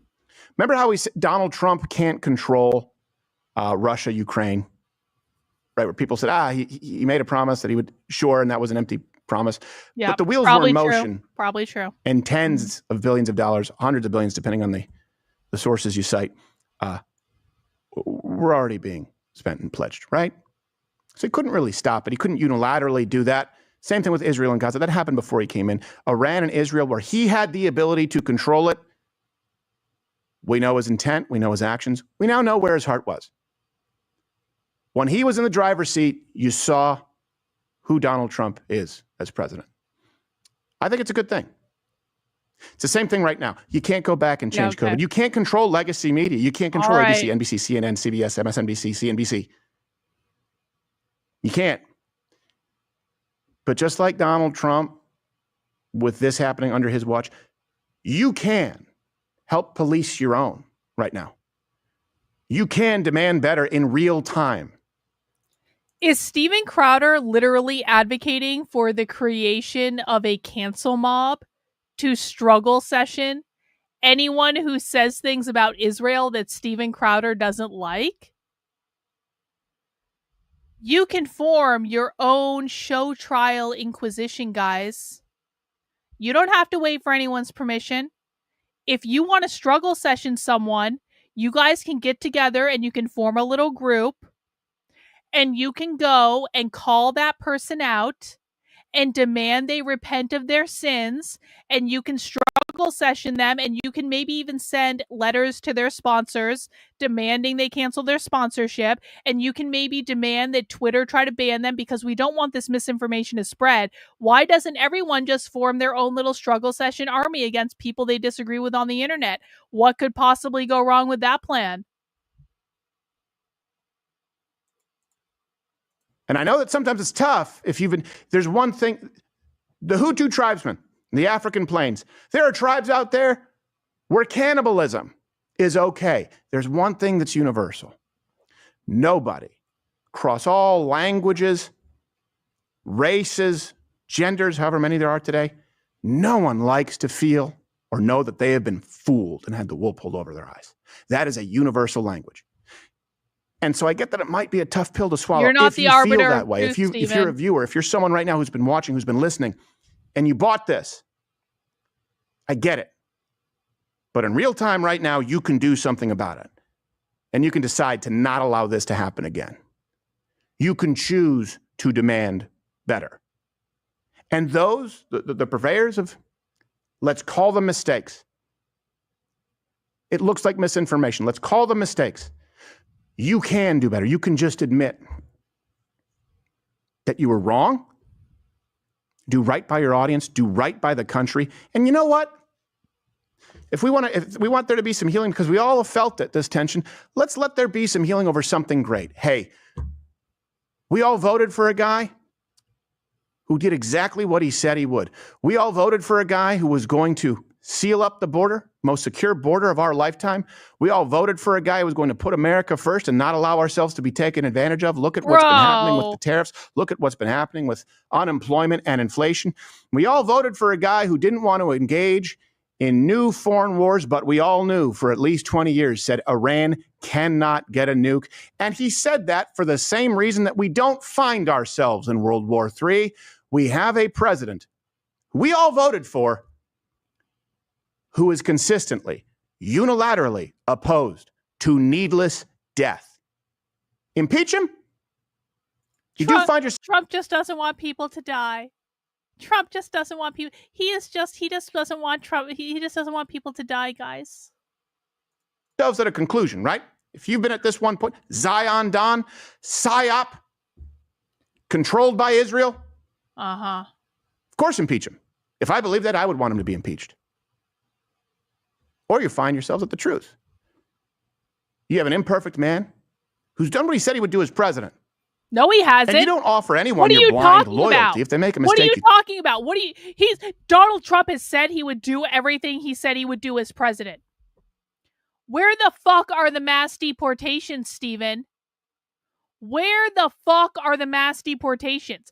What I wanted to see for deportations is I wanted ICE vehicles like buses out in the streets. I wanted to see immigrants that weren't here legally, or maybe even if they were. I wanted to see people dragged out of their houses in droves. I wanted to see everyone deported.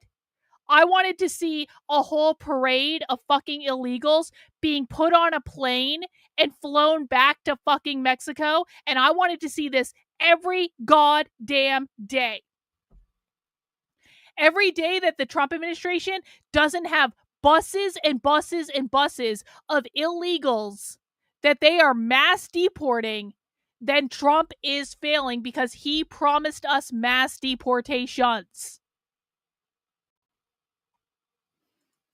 You call them on it, but you don't make them up. He did what he said he was going to. So impeach him, or, you know what? Isn't it great? A military action that resulted in no deaths, that took out potentially a huge threat. Yeah. Where the ever-loving fuck are the Epstein files? Does everyone remember Pam Bondi and Kash Patel in like the first week were like, we're going to release all the Epstein files, and we have all the Epstein files on our desk right now. And then they handed out those bullshit binders to the influencers. And then we all saw what was in the binders, and there was like literally nothing in the binders that was new. And then like 2 days later, Pam Bondi was like, I demanded all the Epstein files get delivered to me, and I have them all on my desk right now. And then all of a sudden it went into the black hole, and every once in a while Kash Patel's like, yeah, we're still vetting all those Epstein files. Where the fuck are the Epstein files?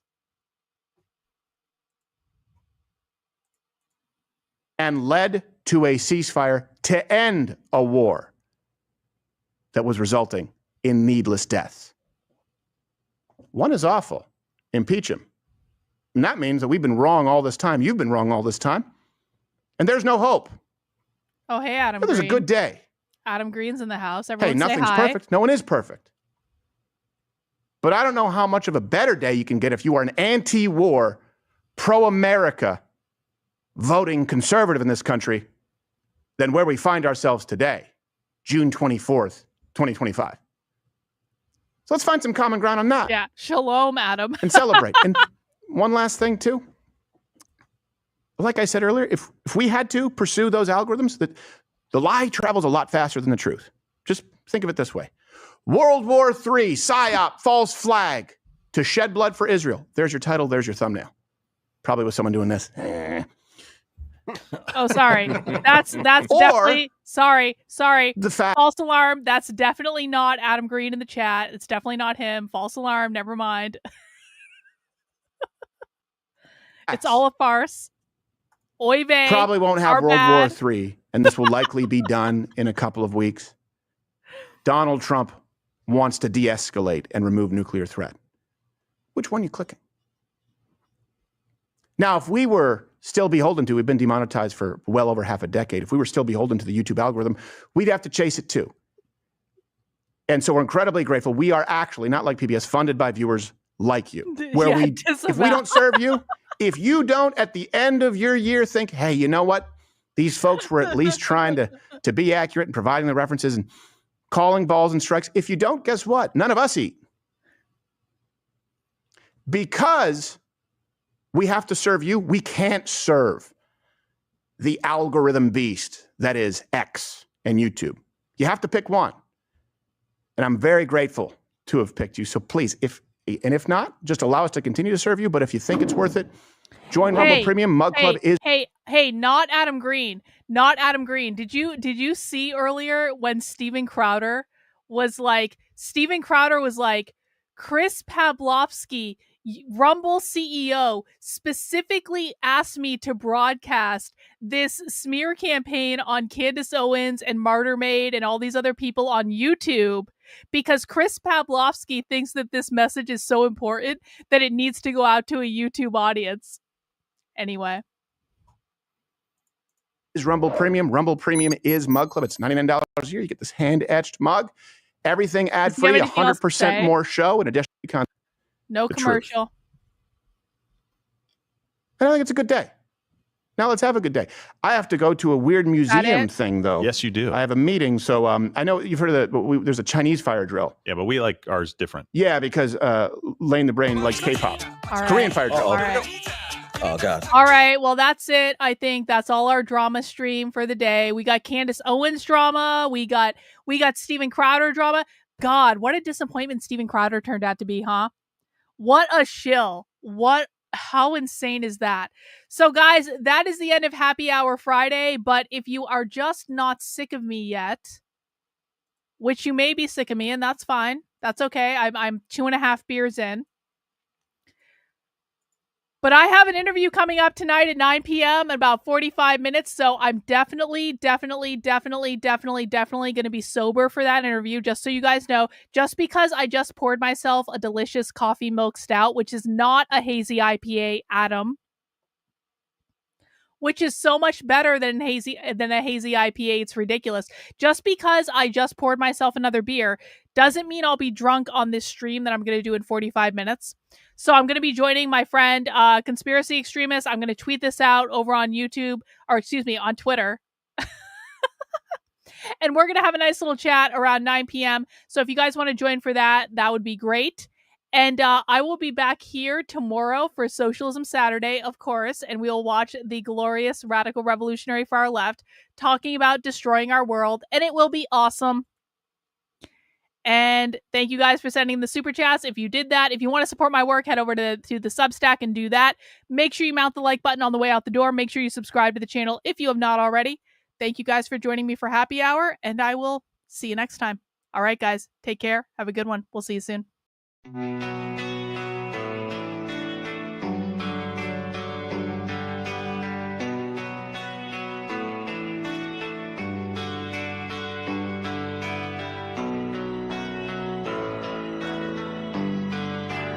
How are you feeling? How long have you been here? 3 months, May 17th. And what brought you? That's difficult to answer.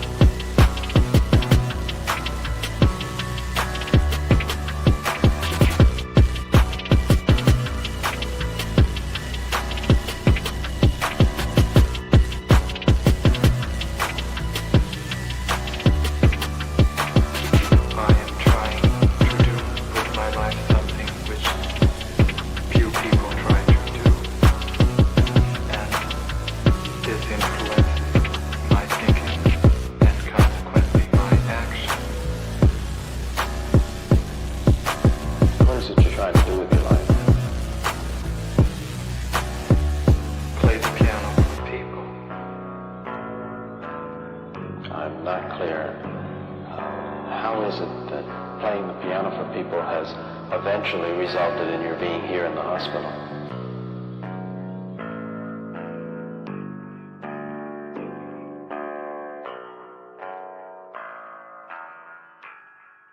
That's difficult to answer.